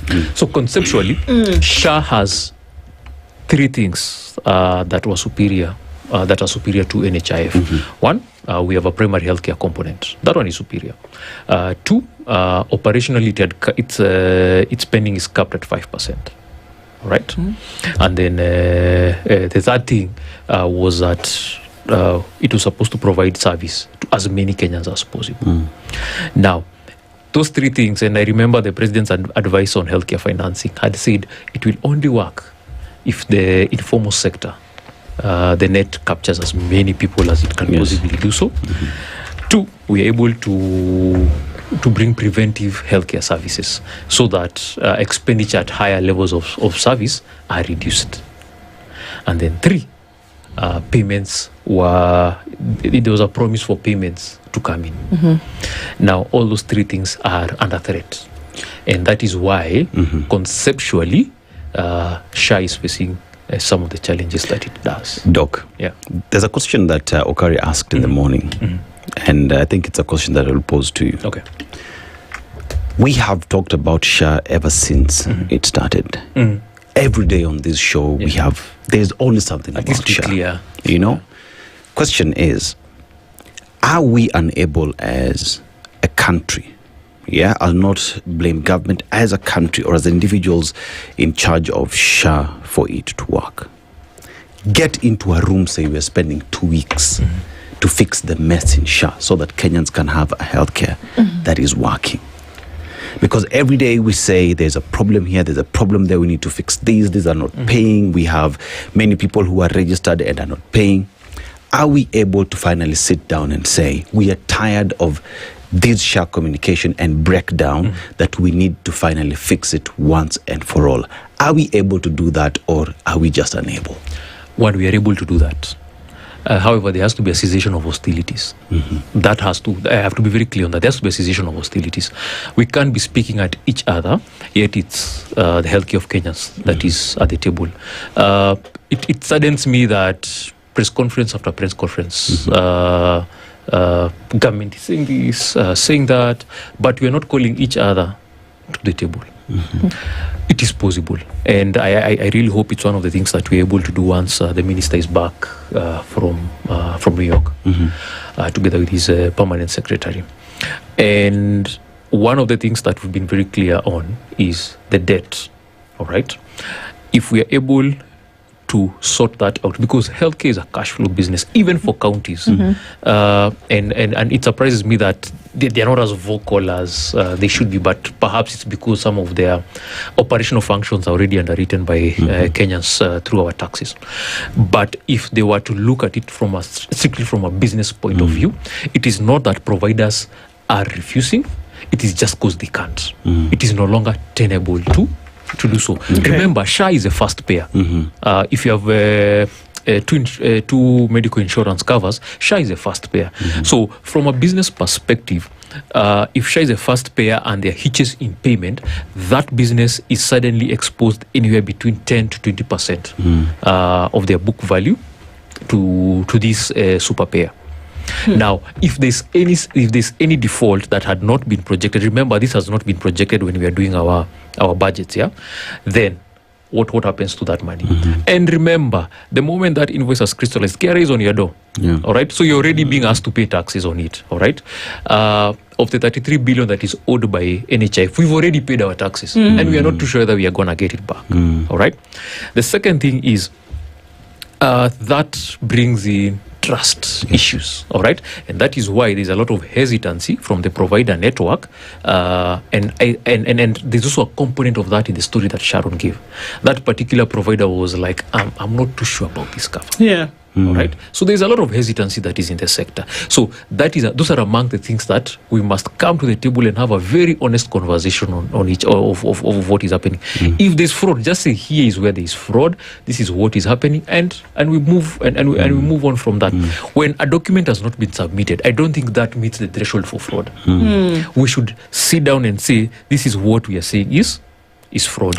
And on that, I am having a meeting later on in the day to perhaps come up with a joint fraud action with SHA, so that we are able to say this is a threshold that this is we are calling this fraud. But even as we do that, Doc, because one of the things that you talked about, and we've said it here before, is that there's a call for folks to register for SHA, but then there's also a greater call for folks to pay. Exactly. So let's make the assumption here that, of the whatever number it is that they've said have registered in the millions, but in the low millions, have registered, we don't have the commensurate number of folks actually paying premiums. So let's assume that 20 million people have registered and that 20 million people have paid the 300, 600, 900, whatever the case may be, because we know that premiums vary based on your capacity in terms of your income. Now, would we see a cessation of these problems whereby hospitals are not paid, people go in and then we say maybe we'll pay half or not, or we'll pay a percentage of what your fee is? Is it a panacea to these problems, payment of people beyond registration? You see, like I said, SHA is not immune to the physics of the principles of insurance. And one of them is pooling. You must pool your risk. And pooling is, we have as many people pay into the pot, so that when you need to utilize what is in the pot, there's enough for everyone. So what is happening is adverse selection. So if you are registered, yes, you can access services at primary healthcare level at no cost. But the moment you need certain category of services, those ones must be paid for. And remember, most of our catastrophic health expenditure is happening in the higher levels of care. All right. Of the top 20 compensated surgical services, they're all orthopedic procedures. All right. So it could be from trauma or degenerative disease. That is arthritis or a broken bone, a hip replacement. Those are the top compensated procedures. So, and they're expensive. They're not exactly cheap. An implant, a good implant, is already 300,000, and that is the cost that SHA is paying for that entire procedure. So, again, comes through fund solvency. As long as what is coming in is less than what is going out, the problem has not been solved. And that is why I am of the school of thought. It is important we go back to the owners of this fund, and that is the Kenyans. And we tell them it is not only important to register, it is important to pay. All right? And that is a message, I think, as a provider network, we are willing to carry, as long as the promises down the road are kept. And you see, Doc, their ruin also calls upon, one would say, the political class, because you find every other time, especially at the registration of SHA, the political class went back to their people and told the people, you register. After registering, you will get services. They did not go further to say, after registering, you must pay for you to be able to access the service. Therefore, it is not only a conversation that we will drop on the service providers, not us, the media, but the entire system, the political structure has to equally carry this message the same way they told Kenyans to register. Like we say, kila mwamba ngoma huvuta kwake. Oh, that means it is. I got it. Yes, it is a drum. We are making a drum, right? And while making this drum, we must pull these hide so that the drum is made. But remember, the center is healthcare. If we keep on pulling, the center will crack. We need to go back and see how we add more hide on top, so that even when you're pulling, we are able to offer these services to everybody else. It is not just about the healthcare provision, but us as Kenyans must jump on this ship. And you've captured it very aptly, and that is what is going to ensure that there is fund solvency, so that SHA is able to administer this fund the way it had envisioned in the law. As long as that is not happening, then we're in trouble. The second thing is the payments and the payment cycles. The costings that had been done had very razor-thin margins, all right? So the moment you don't pay them on time, the time value of money is lost, all right? And suddenly you have debt distress. All right. The second thing is, if you look at our non-performing loan portfolio, I don't want to say that the healthcare sector has gone up. Some of these hospitals are owed north of 1 billion shillings. All right. I mean, they have a bigger book value out in debt than even some of the microcredit and microfinances companies. As a sector, if we were to be, if we were to compare ourselves to the SACCO industry, I think we have more money out than the SACCO industry in 2022. All right. So it's a lot of money, right? So what we are imploring upon the president and the minister once they're back, let's have these honest conversations with each other. And one of the things that will enable this conversation to happen is payment. Okay. All right. And I'm not saying that to say money is at the front, but it's what is underwriting this. All right. The movement of money is what is underwriting this. And it is important that Kenyans understand that. We must tell them the truth. All right. As long as hospitals have not been paid, it is very difficult to ensure even quality of service. All right. And under the Bill of Rights, again, I still go back to the Constitution. The quality of the service that you're giving a consumer cannot be deliberately substandard. All right. So now it becomes a moral question. I have not been paid.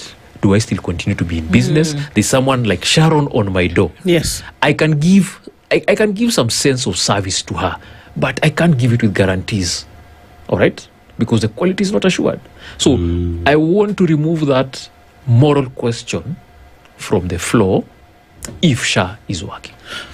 So with all the trappings, I mean, it might be putting you in a bit of a fox's den, but with all the trappings, would you say that the NHIF system, which, by the way, interestingly enough, some of these hospitals who are shutting down services today are old from as far back as the NHIF period.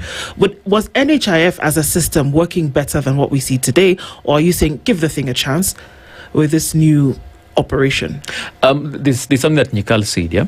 And that was, you see, if when I left at home and I had a conversation and said, I'll come with guests for dinner, I must ensure that there's food for the guests, isn't it? Yes. However, in the course of my day, I can't meet Dennis and tell him to come for breakfast the following day if I hadn't ensured that there is enough breakfast. All right? So that it boils down to that. All right? If I leave the house and say I'm going to shop for a car, nothing prevents me from looking at a Range Rover or a Mercedes if my pocket can afford a premium. But I can't promise people at home I'm coming with a Range Rover yet I have premium money in my pocket. All right? So you're saying you'd rather just stay with the vehicle that you have? No, I'm saying it is important that we keep our word and keep the promise. All right? The promise that we were given when SHA was being rolled out, it was going to be better than NHIF. Kenyans were going to get better category of services. And for me, the preventive aspect of it was the winner. And that is at primary healthcare level. Because it begins and ends at the community for most diseases. So that is a promise that we were given. And right now where I sit, I am questioning that promise. All right? I am questioning the promise for payment on time. I am questioning the messaging to some extent now. And is it better than NHIF? NHIF had been here for more than 5 decades. We'd understood how it works. We had contributed as well to its workings. And even as of now, we are asking that we also be involved in the workings of SHA. Yes, there's been tremendous work that has gone into involving us in its workings. However, there are certain cautions that we've given that we are seeing now coming to pass. But the bottom line is, for a social healthcare scheme to work, as many people as can be in the net need to be in the net, and as many of them that can pay need to pay. You see, the proxy means testing tool, if I'm to do it a little different, should be a tool that we agree on. This is the average fund premium. Right now it's at, I think, about 800 or between 800 and 900 shillings. We can agree that everyone pays that first. And then if you think you're poorer than that, then undergo the proxy means testing tool. All right? If as government thinks you are richer than that, then they put you through that proxy means testing tool. And the other thing that we can also use is a hybrid mechanism. Do we bring down the 2.75? And maybe, I suspect we are getting into a political season. We're already there, Doc. I suspect something may happen around this, but I would bring it down, but also go to the consumption taxes, so that everyone is paying as per their consumption as well. That way, we will be able to bring in more money. And this is what Dennis has said. Let's also communicate very clearly to Kenyans. The truth is, SHA cannot cover all the diseases. That is just the truth. All right?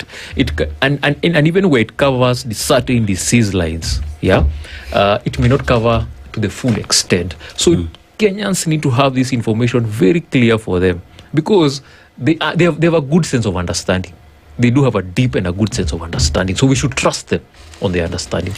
And then thereafter, once I've said I'm going to pay 40,000 shillings for your teeth, I better have that money, because I am the one who has said I understand the disease patterns of the country. And this is the disease profile of the country. These are the epidemiological patterns that we are seeing. And up to, if I get 10 shillings, I'm able to cover up to here. So that is a message that today I'd want to bring out. The provider network is under huge distress, and payment is what is needed to sort out that. I have a question. When before SHA was rolled out, were the provider networks and all the other stakeholders engaged and involved before this thing was rolled out to begin with? The answer is yes. We did give our input. Part of it was taken up, part of it was rejected. Unfortunately, the consequential bits are what we are seeing, some of them now. And one of the things that I really liked was the dispute resolution tribunal. That has not been set up. So it's important that is set up, so that we are not having a she said, he said conversation. If you think I'm not a good guy, take me to the tribunal so that we can have conversation. So you see, for example, what has been rejected by SHA, the 10 billion that the Honorable Cabinet Secretary mentioned, that should have been the subject of a DRT, the Dispute Resolution Tribunal conversation, so that we can say this has been a fair process. As of now, we don't understand, all right? And the contract says that SHA is supposed to do so in writing within 14 days. And remember, SHA is not operating on a credit basis with Kenyans. Unfortunately, if you don't pay for SHA, you don't access the service. There's no credit for you. But when it comes to the provider side, we have given it a credit line of 90 days. But even those 90 days, there's a spillover. So we will have also, as the provider network, we'll have to go to the owners of this trust, and that is the Kenyans. And the conversation we are having with them, and I think that is what Rufa is alluding to, is the people who have been entrusted to pay for your healthcare. We are having issues with them. In seconds, Doc, because our time is running to an end, and I know that you also have to go. Are we looking at a crisis? Because today means that you go to a private hospital and you will not get services under SHA. Definitely, that's a crisis, because Kenyans are not planned for out of pocket expenditure. Much as it's towards the end of the month, we have other obligations as Kenyans, and that is why we have insurance to hedge against these risks. Indeed. Dr. Tim Theory has been our guest this hour, just looking at the intrigues around SHA and what all of this means as we are getting into a season where things are a little bit sticky. The CEO of the Kenya Healthcare Federation has been with us this morning. Doc, thank you for doing this. We're hoping that things will iron out and get clearer. Yes, I'm having a meeting with the chairman of SHA today, so I am sure these are some of the conversations we've had. I must say he's been accessible for the difficult conversations. Right. Hopefully the difficult conversations will become solutions. For sure. Absolutely. When we come together, as Safaricom says, great things happen. Indeed. Good tagline. Safaricom will be proud of that. Thank you so much. It's 9 o'clock.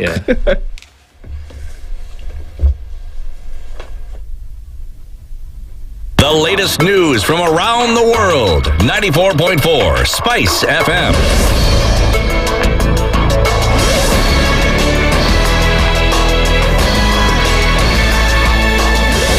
Good morning, this is the News Wire. I'm Leo Obaga. 8 police officers from Maseno police station have been arrested in connection with the alleged theft of a motor vehicle. The officers are currently at the Kisumu Central Police Station cells pending further interrogation. According to a police report, the officers are accused of stealing a Toyota Land Cruiser from the Maseno police station parking yard. The vehicle had earlier been recovered while abandoned at Maseno shopping center on September 10th. However, it later went missing from the station, with the 8 officers accused of being behind its mysterious disappearance. The Ethics and Anti-Corruption Commission has announced the launch of an investigation into a corruption scandal in which about 380 health workers in Siaya County were defrauded by unknown persons and employed without following the proper procedure. EACC Nyanza Regional Manager Abraham Kemboi explained that the commission is seeking to determine how the people were employed without following existing laws and regulations. Kemboi is also calling on victims of the scandal to cooperate with the commission. Allegedly, some employees of the Public Service Board took bribes to issue letters in excess of over 300 to unsuspecting Kenyans. The county government had not requested for those employees to the number of what is being saved, the 500. But some daring Kenyans attempted to sneak in, those employees who have not been regularly recruited. The commission will take appropriate action. Those ones who engineered this scam. A middle-aged woman has committed suicide by hanging herself in Makueni County, bringing the total number of suicides in the county to over 80 since the beginning of this year. Confirming the incident, Area Police Commander Agnes Kunga said they're investigating the motive behind the deceased's death, as she did not leave a message about what led to her to commit suicide. Nzoia Deputy Commissioner Solomon Pale, on his part, has condemned the increasing number of suicides in Makueni, saying they're scary. Jameni, watu wetu tuko na shida, iko kitu inatukula ndani hapa, inafanya watu wengi sana wanajitoa roho. Siku ya Jumatatu niliamshwa, jamaa moja hapa anatoka Kalani hapa kwa Kukulu amejiwekelea kamba. Juzi mwingine ameongeza. Hii kitu inatuuma, lakini watu wataki kusema. Emali hapa kuna mama juzi alijiwekelea mafuta akajimwagia, ameenda. Jameni, shida ni nini? Tusaidiane hapo. Mimi nataka kuomba kila mtu aingilie hii kitu. County government, national government, pastors, walimu. Jameni, jameni, jameni. Hatuwezi kuendelea namna hivyo. And Machakos County Assembly is set to resume the impeachment process of Speaker Ann Kusia today after the High Court dismissed the case filed by her challenging the motion of no confidence. In a letter, Deputy Speaker Stephen Mwanthi has urged Speaker Kusia to follow the law by ensuring the process follows due. The followed process is due, and then resigned from office to await her fate. We're in agreement with the clerk that they are going to invite all of us, members of the House Business Committee, to attend, where it is going to be determined whether the impeachment motion is going to be balloted for. You are aware that everything in HBC is balloted for before it comes to the plenary. We are confident the House Business Committee is going to give my motion a green light so that we proceed to discuss the impeachment motion in the floor of the House as soon as possible. We also have a judgment rendered by the High Court sitting in Machakos that barred the Speaker from interfering with the composition of committees. The committees should be as they were before we went to court, which means she cannot interfere with the composition of the House Business Committee.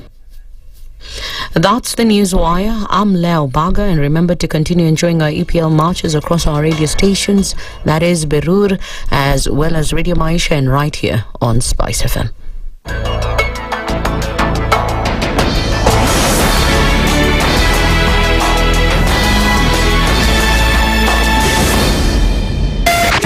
.4 Spice FM, Nairobi.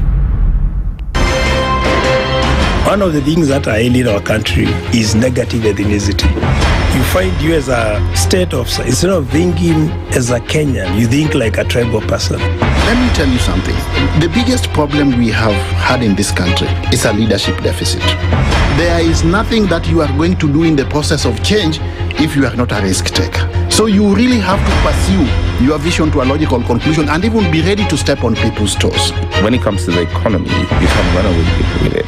They say statistics are like bikinis. They reveal a lot, but they conceal the vitals.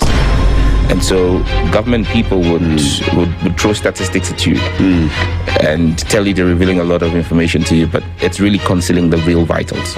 We need to get out of that, because when we want to grow our democracy, one basic thing that really requires to be understood by the political class, by all of us, is institutions are critical. This is the Situation Room, the only way to start your day.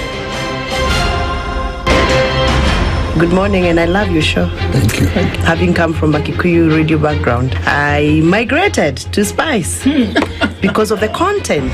I was born in a slum, but somehow I got a break in life. So sometimes when you see the sweating coming out because of the passion and whatever it is, behind the noise, there are people, and we share the same umbilical cord. It shouldn't be like that. I am so disappointed. We used to tell Honorable Raila Amolo Odinga that he's doing politics of conmanship, and even President Uhuru Kenyatta, serikali hii ndio iko na conmanship ya hali ya juu.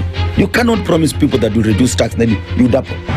In politics, there is the issue of trust. For you to turn around and then stab the same people who gave you that trust, there is no other level of dishonesty. Imabo, utaona dunia tu. The Situation Room, Kenya's biggest conversation. In this country, 6 families and 8,000 Kenyans control 90% of the GDP. We are not a country. We are a plantation. We work for Ruto. When you're telling the judges court orders are papers or they will not obey court orders, they're sitting and you're seeking orders from them. So how are they supposed to interpret it? Isn't it an oxymoron? When you see a judiciary that seems to be under some control somewhere, you start questioning. We have very powerful governors, but they don't use their offices to serve the people. If you are not shameful to do what you are doing, why should we protect you? I'm human. Everybody's human. So when you're told, kuja tuongee, I mean, you'd be a fool to say, staki kuongea today. Conversations have to be had, you know? People in leadership should only go into leadership if they are ready and willing to change the lot of the people. The Situation Room, Kenya's biggest conversation. Mature, intelligent talk every morning. Spice up yourself. Mornings done right. 94.4 Spice FM, Nairobi. All right, it is now 9 minutes after 9 o'clock. This is the Situation Room. It's Kenya's biggest conversation. I'm getting into a final conversation for this hour, and we're getting into one right around education. What are we talking about this morning? Well, whatever it is that we're talking about, we'll let you know in just a bit. This gentleman to my left told us how Safaricom Home Fiber saved his life, literally. Yeah. Oh, yeah. And there's the things that you're talking... I know that was going to get you. Aseto. Yeah. Aseto. But you gotta love Safaricom on Fiber, man. Because every other time I was doing my paper, having conversations with my professor, I didn't have to worry, you know, because connectivity is strong, seamless connectivity, smooth, you know, and even the times when there's maintenance, 5GB still able to access my studies, man. Thanks to Safaricom, made it easy for me. So whatever you're selling, they're drinking. Well, it's Simpson. It's working. Yeah. Uh-huh. Well, you're the end user. You're the student. You're the total. Now, let me talk to you as a parent. Okay.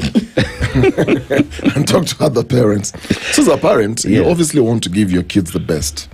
In today's digital world, that means you want to give your kids reliable internet to do exactly what Aseto just told us, that you're able to then enjoy having your classwork and everything, talk to your professor seamlessly. Forget about buffering videos. So you're talking to your professor in the UK or in Kenya or wherever. You want to have a good experience, and so that you can concentrate and focus with your homeworks and everything. So you don't have to worry about dropped connections during that time. So Safaricom Home Fiber gives you the confidence that your children have the tools they need to succeed. It's more than just having a Wi-Fi connection. It's a lifeline to knowledge, a gateway to new skills at least, and the peace of mind you deserve. Power your family's future. It's a Safaricom Home Fiber option. There you go. Can imagine connecting with the professor in London and then the connectivity gets lost for 2 minutes. You get back to class 0, you can't follow the conversation. But with seamless connectivity, no bueno. Pretty nice. Okay. Even speaking foreign languages. Must be nice. All right. He'll tell us a little bit more about Safaricom Fiber, Mr. Okari. And there's a gentleman in the studio today whose name is just like yours, but we've added an M and removed the K. Omari is the national spokesperson of the Kenya Junior School Teachers Association, and he joins us in the hot seat of the Situation Room this morning. Omari, good morning. Good morning. How are you?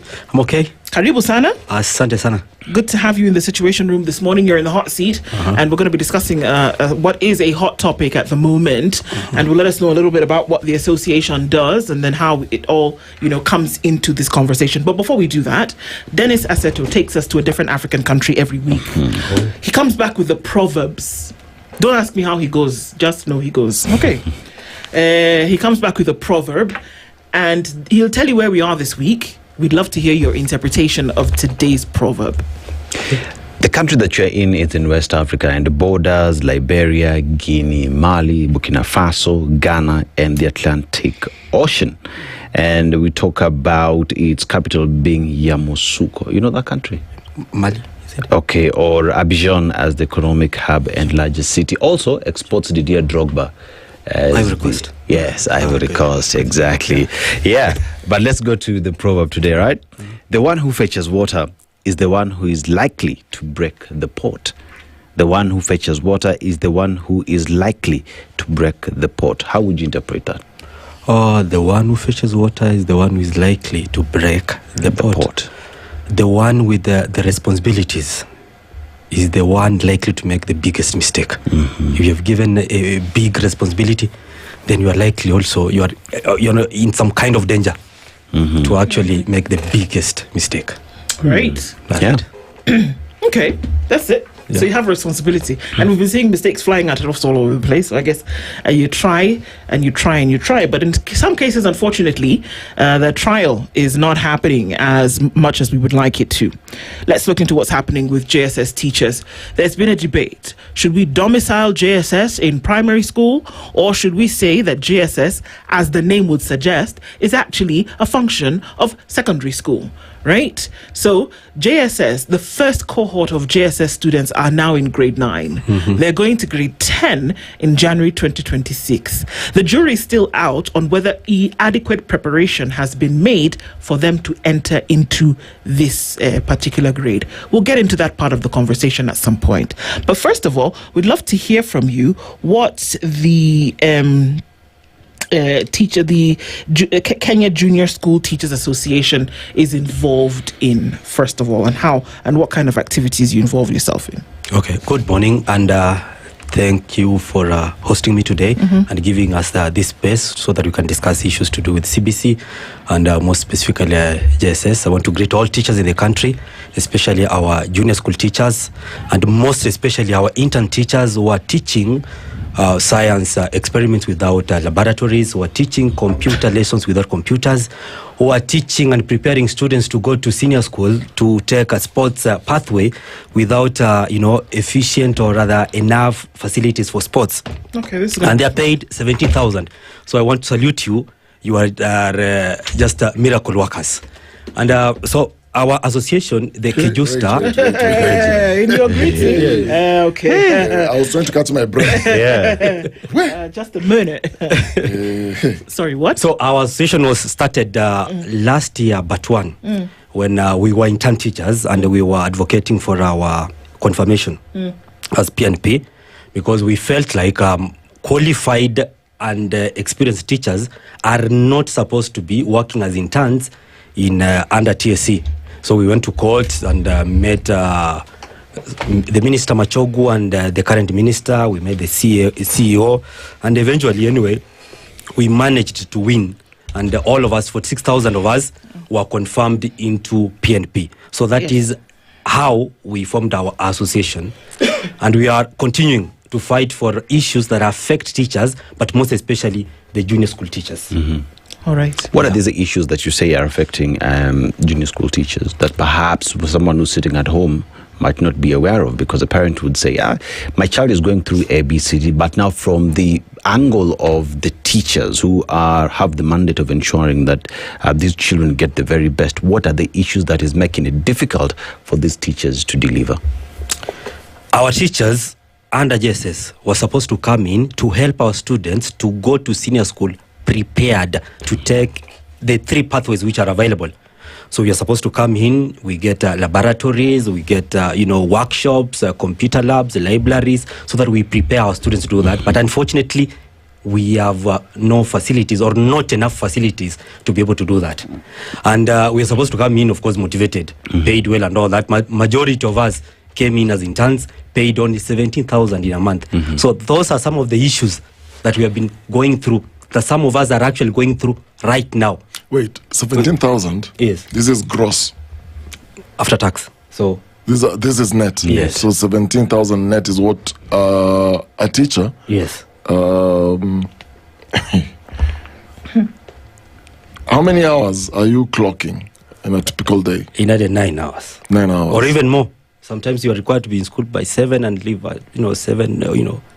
Depends. So the beginning, you said you are helping students with their science experiments, but you have no laboratory. We have science teachers right now who are interns, and they're helping the students with all that entails with science and all that. And they're teaching actual students in junior secondary school who will be graded for this coursework. Yes. All right. So why are you getting these things to do the experiments, for example? Is it you as the teacher then who will figure out how you're going to do this? You have to improvise. With what? How do you improvise sodium? Now that's a challenge. So, like you've said, some of the things cannot be done without the real thing. So you have no conical flask. Yeah. Let's go a tumbler. Tumbler, probably. No, we're not. No, seriously. We're serious here. Yeah. A Bunsen burner has to burn blue. Yellow is bad. It has to proof. You know what I mean? Yeah. So that means, as we speak today, an availability of everything that is needed to prepare a student is unavailable. Therefore, these children go to senior school not ready. Pretty much that's what you're telling us. Majority of the schools, I'd say 95% of schools don't have the facilities that are required. You visit the schools or talk to the parents. They're watching, they are listening. How many of their children, have ever done even an experiment for the last 3 years? You'll be surprised. So you have a syllabus that you have to cover. Yes. So in the syllabus, it clearly tells you that for experiment A, you need this A, B, C, D. Yeah. Okay? Yeah. And so you as a teacher, because you don't have this and the students don't have this, and you have to prepare them for this science experiment, you then have to creatively figure out what to supplement. Sodium, like Aseto was saying, supplement a conical flask, a Bunsen burner, figure out how you're going to create this so that at least they can have this experiment done. That is all upon the teacher. Or if you have a laptop or a phone, if you're lucky to be having one, because you're being paid 17,000, you can't afford one. If you're having, you can download now a video. Yes, a video on YouTube using your own bundles and all that. So you're showing students a YouTube video yes, of a Bunsen burner and how the experiment is done, but they cannot do it themselves practically. Yes. Okay, what we're talking about here, it's shocking, of course, to hear. We heard the stories before whereby a teacher of history, for example, would be seconded to a school, and then they end up teaching math, in addition to PE, all of those things on one intern teacher. It's good that you talked about the 46,000 teachers then being moved to P&P, and then now they were actually able to settle into their roles. But what you're telling me is very worrying, because in less than 4 months, maybe October, November, less than 4 months, grade 9 students who now will leave JSS, these are the students in JSS right now. So 7, 8, 9 are in JSS, isn't it? Right. These students have selected STEM courses, they've selected the humanities courses, and they've selected other pathways, right? Yeah. They did this in second term of grade 9. That's right. So you're telling me that the students who will now go into STEM courses For a greater part, I believe the number is 37%. These are according to studies that we have seen, the research that we've seen. 37% of a lack of science teachers, number one. But beyond that, the facilities needed to get these children to this grade 10 pathway where STEM will be their sole focus for the next 3 years is non-existent. Non-existent. What are we doing? It's a joke. Something needs to be done. And that's why we are calling for what we call going back to the foundation. How we envisioned, or how they envisioned this thing to be, JSS was supposed to be in the secondary section, where laboratories are there and everything was there. But unfortunately, you know what happened in 2023. So when people were clamoring, I beg your pardon for interjecting, when people were clamoring and saying, no, please domicile JSS in secondary school, because we know that we are going toward pathways at some point. This now, what you're talking about, is a direct result of having not done that. That's it.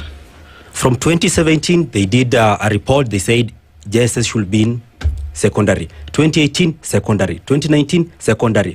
For 5-6 years, they agreed. But 2023, all of a sudden, now we have a problem where we cannot take them there, like a stopgap kind of thing. Let us keep them here. Meanwhile, all of a sudden now they want to keep them forever. And we're saying, no, this is not the solution. Probably from the argument, they don't want to take them to secondary because they're young and all that. Fine, good. But now putting them to be just an extension of primary school is destroying everything completely. We can correct this in a different way. Let us have autonomy of junior secondary school. Let it run like a section of its own. It's happening in other countries. West African countries are here. It's happening there. Even here in Uganda, the O level and A level are different in some kind of way. So we can have JSS in the primary school section, but independent, so that we can be able to even monitor well if the things which are supposed to be done are being done well. If the money which is supposed to be sent on laboratories and whatever is being utilized well. It's easier that way. Wait, I have a question back to the subject. Yeah, let's go to the, okay. Kuna computer lessons? Ziko, yeah.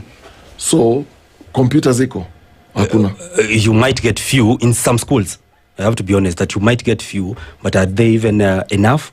So if a teacher finds themselves in a situation where you have a computer lesson, but you don't have enough laptops in this case, or computers to teach this, so how do you improvise that? It becomes a problem. Becomes a real problem. Do parents know this? I guess they know. They talk to their children every day. You know, most of our students are day scholars, so they meet their parents every day. They know that. You know, Kari, when you talk about, I have experienced some schools where it is a computer lesson, but you're being shown a computer on a chart. So this is a chart. This is how you turn a computer. So everything is on a chart. What are you talking about? Things that ought to be physical with a mouse where you're told click start menu, go here. You know what I mean? So you have a flip chart with you have a flip chart with an image of a computer and do it. So this is file menu, edit and everything, and you call that a computer lesson. This is happening. Like this time it was covered where it is children who are getting into social sciences. You have a swimming class. And what happens? You see children swimming in dust. At the end of the day, you take that child to coast. They were taught how to swim in dust or Mengekwa Ocean. What happens? They don't come back. We need to start connecting the dots on what this is doing to these children, because at the end of the day, there are these students on the other side who have computers and they're being trained to code.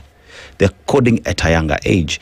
Remember, these both students will be examined at the end of the day. What are we doing? That's a good question, Omari. How are we, because assessments, now we're looking at this CBE. Assessments take place at grade 3, grade 6, grade 9, and then you have the final assessment at grade 12. Grade 9 assessment, from what we're told, this is the first year that we're sitting at. If students are being assessed on where there was no fundamental capacity for them to learn, what are we assessing? We're having an exam, or rather the assessment in by 23rd, 24th. Yes, of October. Yes, exactly. Yes. And, experiments will be there, by the way, practical. Practical experiments will be And in I'm that telling you, exam. I can assure you that there are students in this country who are going to be doing those practicals for the first time ever. Practical now. Yeah. In the exam. Yes. They are going to see a test tube for the first time. If actually it will be available. I How don't are know they if supposed to know what to do with it? And how is it okay that we can test these children on something that we know we didn't have the capacity to have them learn on? Why are we having this conversation? I don't know. The children are the experiments. Yeah. I think that clearly what we are seeing here, it's an experimentation of how far you can push somebody to not only not being creative, but how you can mess things up. We're actually raising examples of how badly to manage education. We're becoming an example of, if you want a bad example of how badly you can mess education, this is a classic example. But you're using real human beings who are at the formation stages of their future. It's ridiculous. It's an abomination, actually, to do this to these young minds. And like Aseto is saying, you will put this same. I mean, look at the job market, guys. Look at the absorption rate. Look at the trends. And today, you're not just talking about you're locked within Kenya. You're talking about the region. You're talking about the world. So today, there are children in another country in a class. Actually, not too far here, Rwanda. Yeah. There was a documentary I was watching. These young kids have these laptops that children are promised. They're being taught how to do AI. Yeah. Children are being taught artificial intelligence. But here is a situation, like you're saying, you have a child, ata hauna, oh my God. And you're going to put these two at the same level. At the same level. To be tested. How? It's unfair to these children. It's absolutely unfair. And are these conversations you've had with the CS education? Now that's the problem. That's why we're here, probably. We wouldn't be here if they were coming to meet teachers, to talk to the real people who are teaching. These people, some of them are professors and the ministers or whatever. Yes. They sit together, they make resolutions and guidelines and all of that without talking to the real people who are experiencing things. Even the working party, or whatever they call it, the presidential working party, they never came to talk to us, the real people who are teaching. We have been looking for the PS, BTOC. We have been looking for our CS, and we want to have this conversation, but it has not been possible. We want even to have a Skype meeting. Let the teachers talk. Let us raise issues. They are not issues that will probably cost them money or something. Some are just policies. So it's time that we start a conversation, and it's good that it's starting from here. This conversation ought to have happened a long time ago, because this is something that ought to have happened before even the system itself was rolled out. Because when you talk about computers, these are things that ought to have been bought. Talking about laboratories, either they would have been built or the system would have been maintained the way it was. And as you can see, one Charles Mokibali says, nothing is happening at JSS. Okay, so let's look at it, for example, because it's very easy to sit here and we can say that we are castigating a system that at some level would work. These same, and unfortunately, the grade 9s have been the guinea pigs of this curriculum.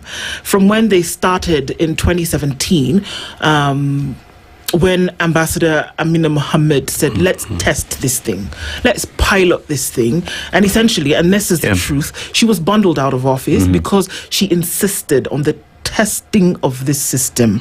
And I hazard a guess that if we had actually said, okay, fine, let's pilot this thing, and then we would have seen these bumps along the way. But these children have been thrown into a petri dish. They've been the guinea pigs of this system from when they were in grade 3. Now they're in grade 9, 6 years later, and we're throwing them now again. They were the ones in grade 7 who did not have books until the later part of term 2. In the longest term of the year, they didn't have books because we were still trying to figure it out. Guess what? Right now, the books that these learners are supposed to be using in grade 10 have not been printed, have not been put together. We're again throwing them back into guinea pig status. The same bunch of learners who went through this 6 years ago are about to go through it again. We've been saying, okay, we're at the top of the hill, bora tufike, we'll get there kicking, screaming with one leg, a patch over our eye, but we'll say we've gotten there. Now, that's the students, and we don't even know how they're going to come out. But how frustrating is it for a teacher to then be able to develop and, teach when you don't have the tools required to do this? It's difficult because, remember, most of our teachers, the junior school teachers, are teachers who are teaching in high schools under BOM. Okay. So they were there, they saw, structures working.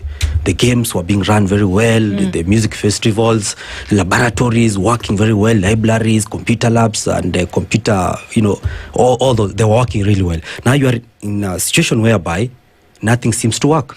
Tell us the difference between a BOM teacher who's been seconded into an institution and another teacher, because for purposes of those who may not understand, when we say BOM teacher, what do we mean? BOM teachers are those teachers employed to teach, probably in a school, let's say in a high school, but they're employed by the board of management. Of the they're school. Not of the school. They're not employed by the government. Right. Okay. Yes. Okay. So it seems as though the BOM teachers are they're the group of schools teachers, as it were, because they're direct seconded from the school itself. Right? Yeah, they are young. They've graduated from university 5 years or 3 years after graduation. They are young, energetic, and very creative, ready to go. Yeah. Yeah. Okay.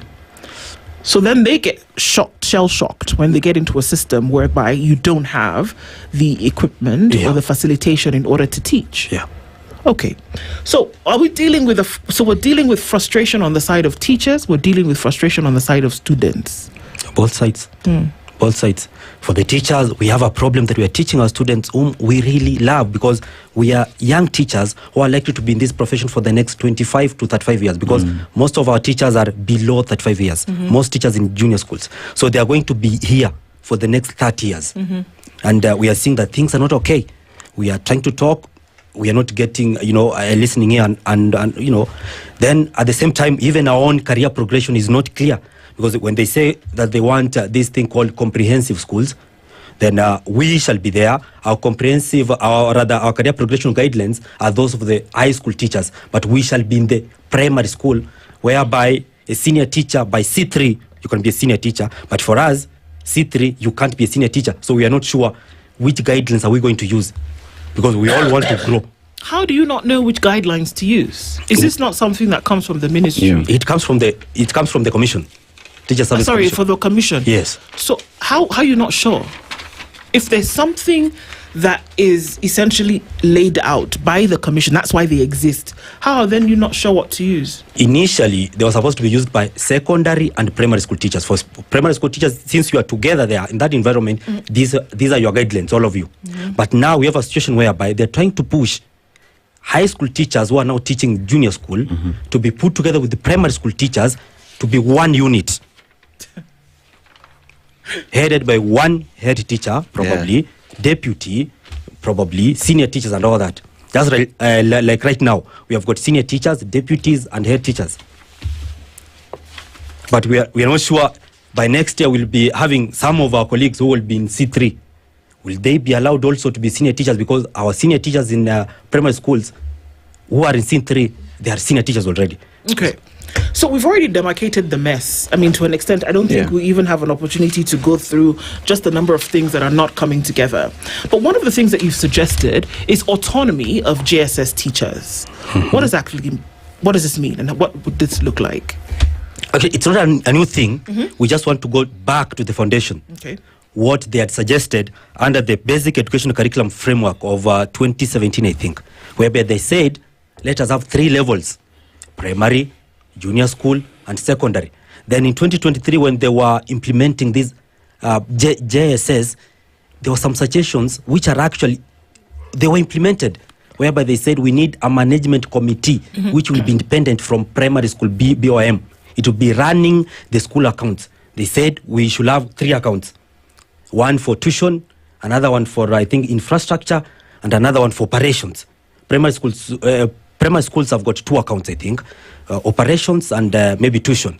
So for JSS, they said they should have 3 accounts which are separate. Signatories who are different from those from the primary section. So we're wondering if already we are independent in terms of management committee, in terms of capitation comes different. Everything is different. So why can't the institutions just be run differently so that even auditing becomes easy? When money has been sent to JSS, we know this amount went to this junior school. We expect to see laboratories. We expect to see, computers and all that. It becomes easier that way. So if then you become autonomous, who's going to manage this? Is it TSC? Is it going to be the Ministry of Education or BOM? Who's going to manage? TSC still. They will send teachers. We don't need to be the ones. We know we are young. We just entered the profession just recently. So we are not saying this because some people might be thinking, how watoto wanataka tu wakue wakubwa wa. No. We don't need to be the ones. They can send maybe a senior teacher from high school or deputies to come and head those institutions. That's it. Are these proposals that you've given to the Ministry of Education, and as we have this discussion, what does it mean to the infrastructure and the facilities that are needed for us to achieve this autonomy? Honestly, if they had followed the original plan of taking these students to secondary, maybe we wouldn't be needed to build more classes or more laboratories and all that. What is there probably we will have just added a few.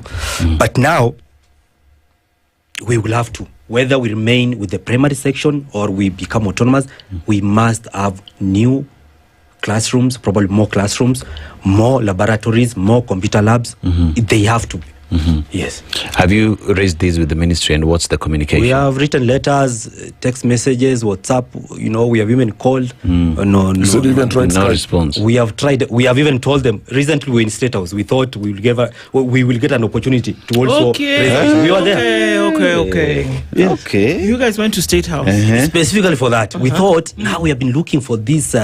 Our president, and since these opportunities come up, let us go. Probably there will be a question-answer session. Then, and he promised, ikafika your time. And then he said, any question? And of course, the JSS teachers are young and they are vibrant. They said, yes, we have a question. JSS. Naona hakuna swali. And that was it. We went there specifically for that. Aliona meinua mikono. Yeah, so. Na akasema naona hakuna maswali. Hakuna swali. And he walked away. Yeah, that was it. Because all we wanted, sometimes I wonder if they think that vijana wanataka pesa. No, we don't want money. And the things we are proposing, they're not for us. We are not saying this so that tukue wakubwa. No, we don't want. We know kwamba even with the existing career progression guidelines, we are not there. So you left State House with nothing. We left State House without what we wanted. That's why you are seeing many press conferences all over. Omari, by junior school teachers trying to capture his attention. Hey, Mr. President, we don't even need to talk to you. Even your PS, let us have a meeting with him. Not even physical, useme kwamba hakuna 10,000 ya kuwapatia mkuja hapa. No, we can do it on space. We don't have a problem. So shida ni access. They're not shida ni access. Let's talk. Hata wao, probably we are wrong by the way. So we need someone to tell us, this cannot happen because of 1, 2, 3. Let us talk. We might be wrong. Let us have a conversation. Wow. It seems, and I don't know, it seems as there's quite a lot going wrong at the same time, and that there needs to be quite a lot of streamlining. They're the proponents of quality assurance in schools. They're the proponents of quality assurance amongst teachers in terms of what is delivered. Are we at the place where we're saying that teachers are doing their job and they're doing it excellently well, and doing everything that they need to deliver students at the end of the spectrum, and that the problem is the commission, it's the ministry? Are teachers okay in everything that they're doing and doing? Let me say that teachers are not doing even okay. They are doing miracles. Primary school teachers, junior school teachers, our head teachers, our senior school, they are doing miracles. They're doing, what they are doing with what is available is a miracle. They're doing everything possible to make sure that our students get the best we can give. The problem is the government, I think.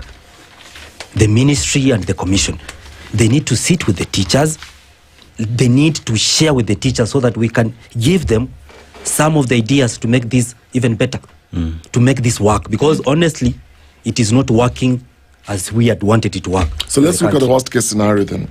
if this autonomy debate is ignored totally because you've tried making inroads and it's very clear at the moment no one is paying attention, what is likely to happen? One, we will, we are under union, Kupet, and our SG, the Pope, is Akelo Missouri. So we hope that the Pope will come out and say, no, if they are ignoring you, this is what we need to do. We would love to get out to the streets, because the street language inasikikwa vizuri sana. That's what we will wait for that, but we cannot do that on our own now. We are under union and we'll expect communication and orders from our Secretary General. That's one. Two, we'll be proud of ourselves, of course, that when it was not profitable, because we're not doing this for us, when it is not popular, when it is not safe, we came out and spoke. So 10 years, 20 years down the line, when people will be saying, kwani hii shida ilikuwa, we will say, we spoke when no one wanted us to speak, when it was not safe, when it was not profitable, but you ignored us. Look, we did our part. That's it. You see, when you talk about this is real life. And let me just read one comment from one Mriti Marigu, who says, I have a kid in grade and for sure I am stressed up. Their future is seriously threatened. These are real lives we're talking about. True. If the government doesn't listen to you, you decide to go to the streets, that means you've downed your tools. These kids will continue going through the problems that we see them continue with today. Let's talk solutions. We can talk all negative and throw everything there is.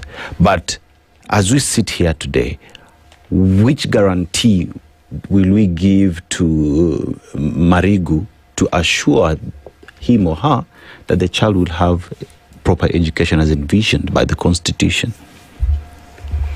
We can promise our parents that we are doing our best. We are doing, like I said, miracles, and we continue doing that.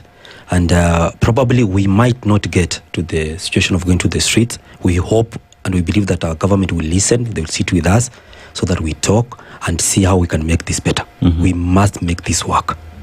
Meanwhile, we'll do our best. How do you make this work if you were at State House? There were questions to the head of state with regard to the welfare of JSS teachers and JSS education pretty much as a whole.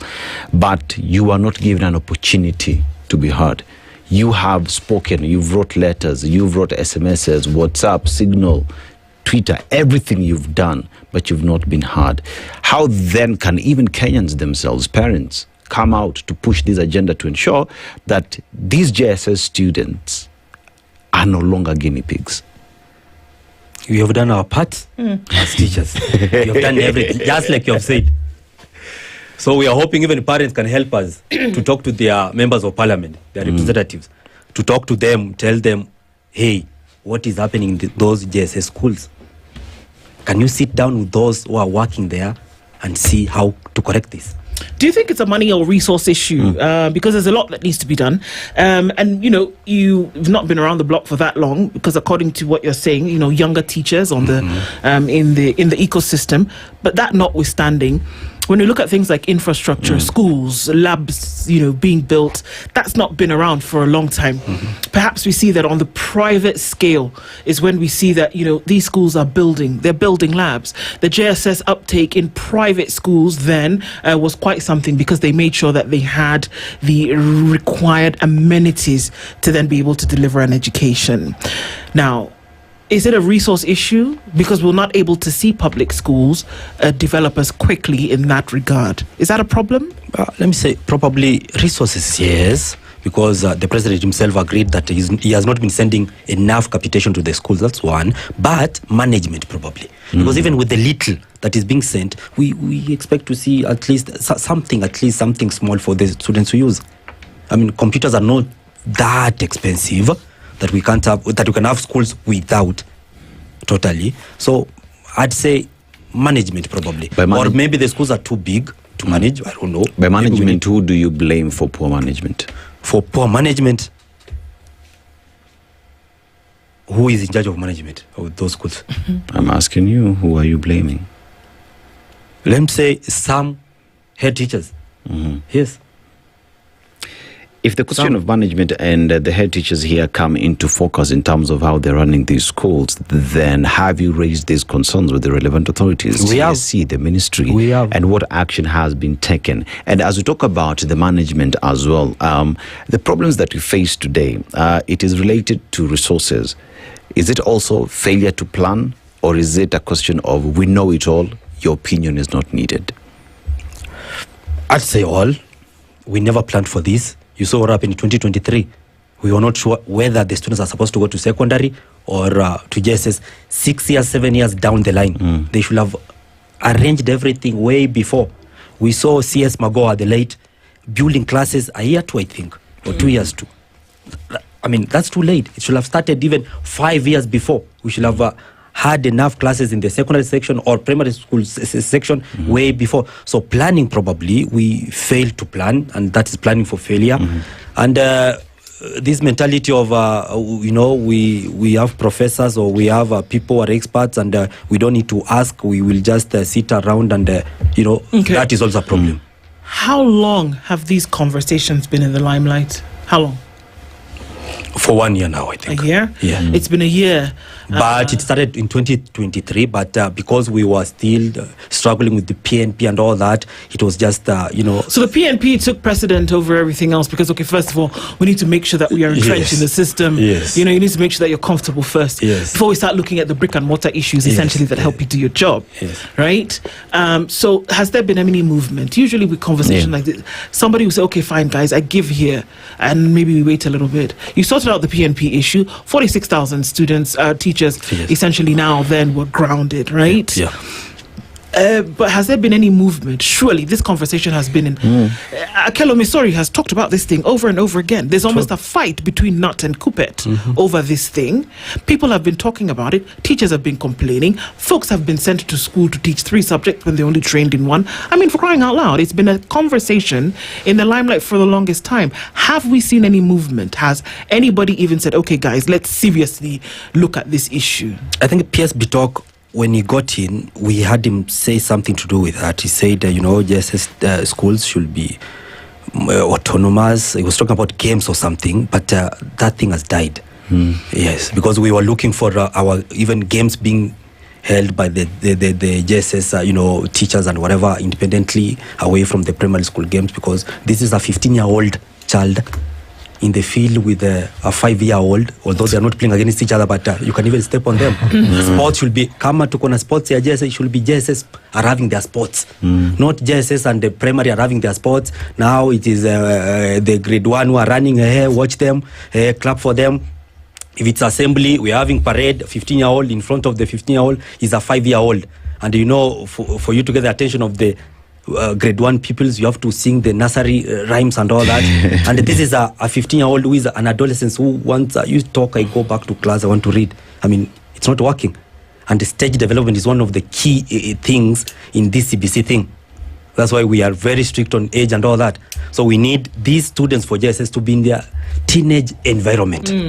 Kando, when she comes to school in the morning, she knows I'm going to the JSS section. Yes. With our small laboratory, with our small computer lab somewhere there, because in 2 years' time I'll be taking the STEM, whatever. So I need to be very serious about when it's laboratory time. I have to, but now it's chaos.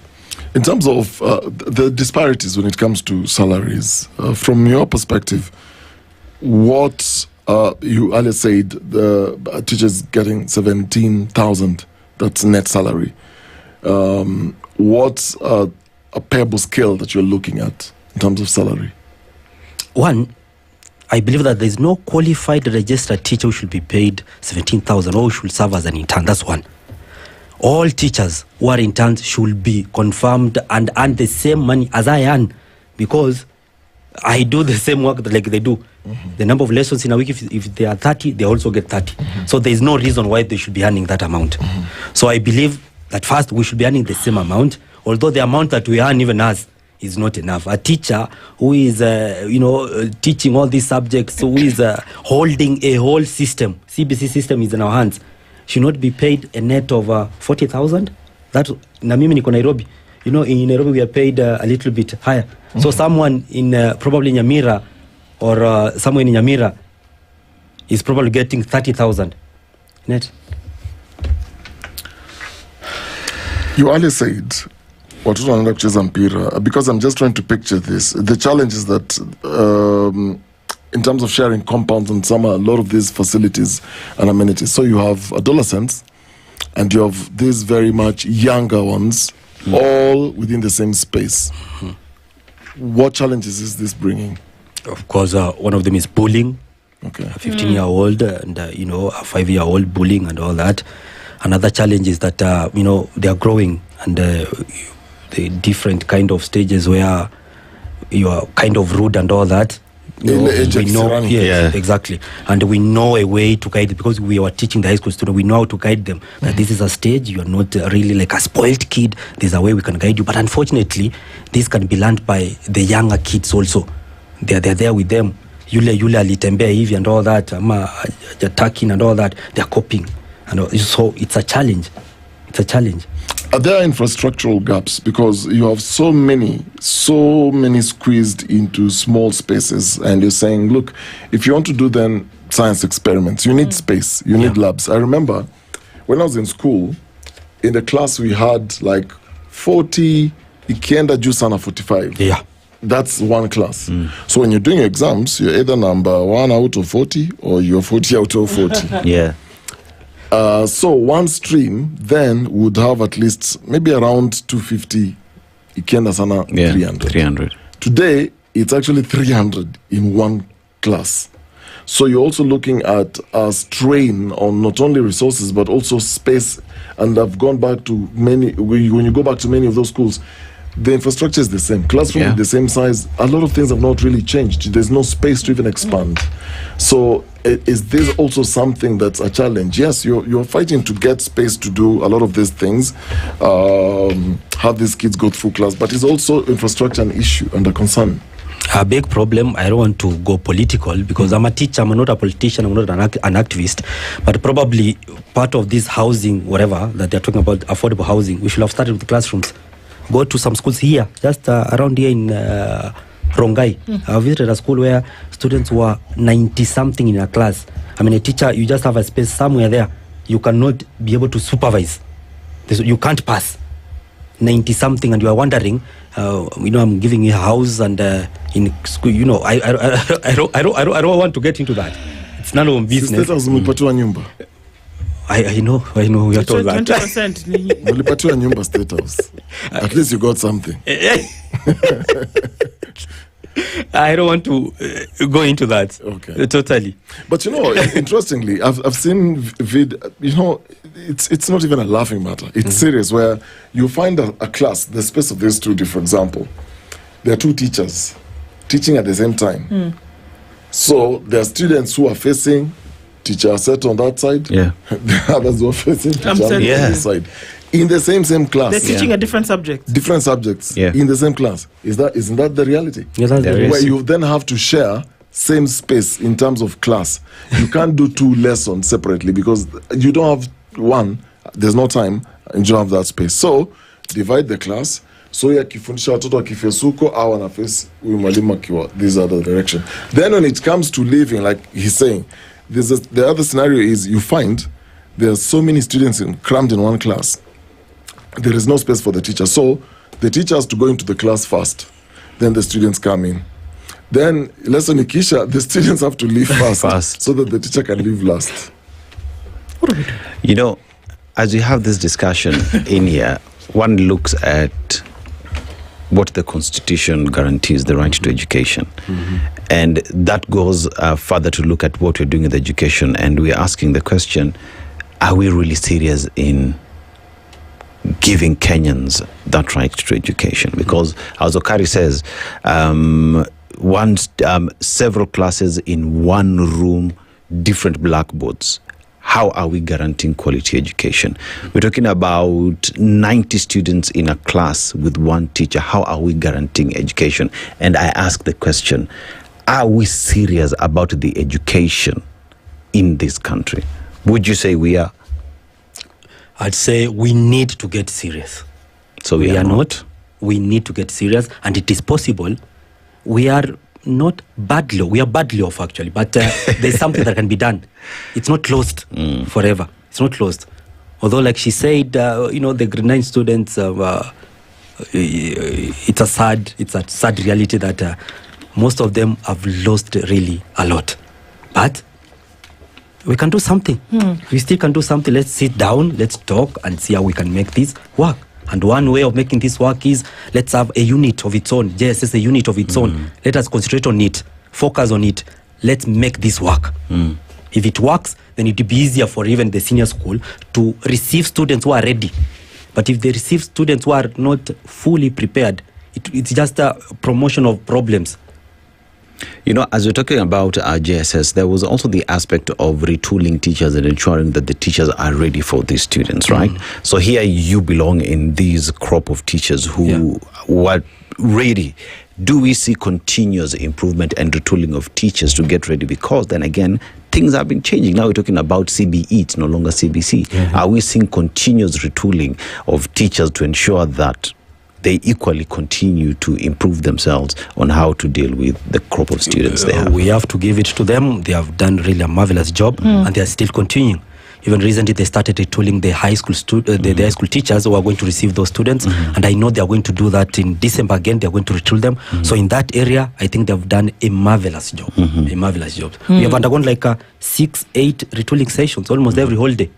So for us, a person who is teaching JSS right now is very much ready and well equipped in terms of knowledge and being being aware of what CBC is all about and CBE.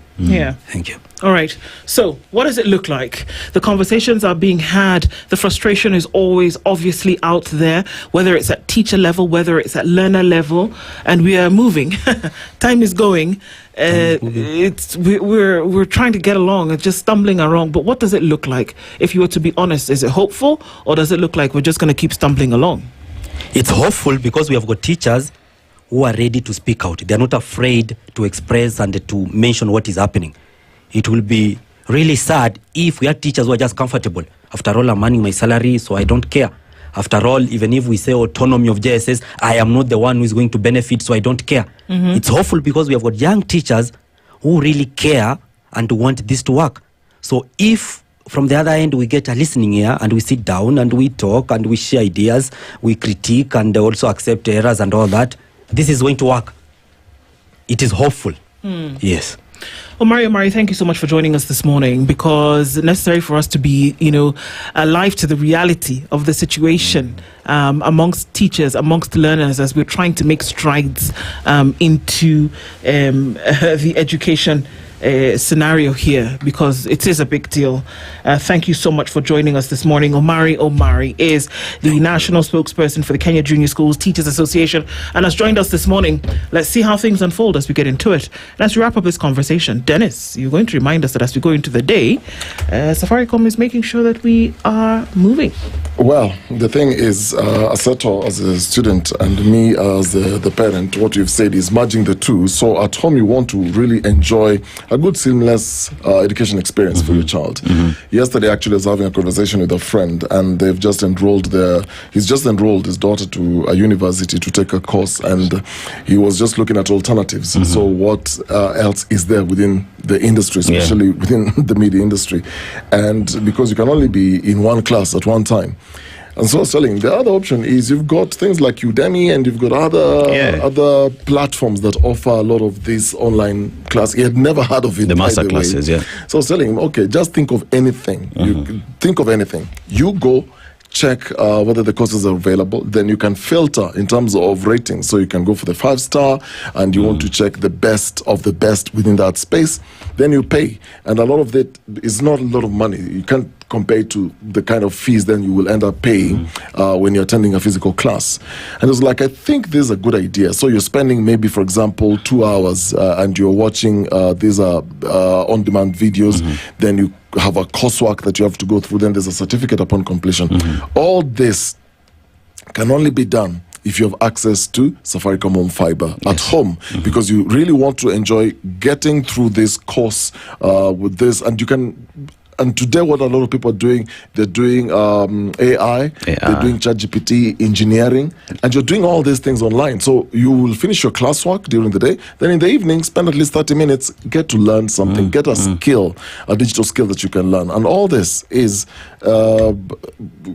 very easy when you have good connectivity, and that's Safaricom on fiber. Asante. Yeah. Perfect. Absolutely. And thank you for being part of Kenya's biggest conversation, the Situation Room, this Tuesday, getting into things as we do. Asante Sana. And have a wonderful rest of the day. We'll continue these conversations. Keep your nose clean and your lens clear. It's 10 o'clock. Latest news from around the world. 94.4 Spice FM.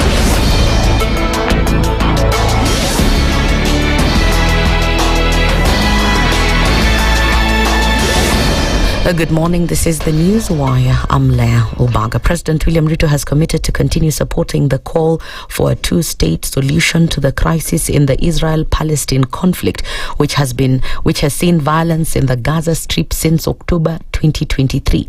At the sidelines of the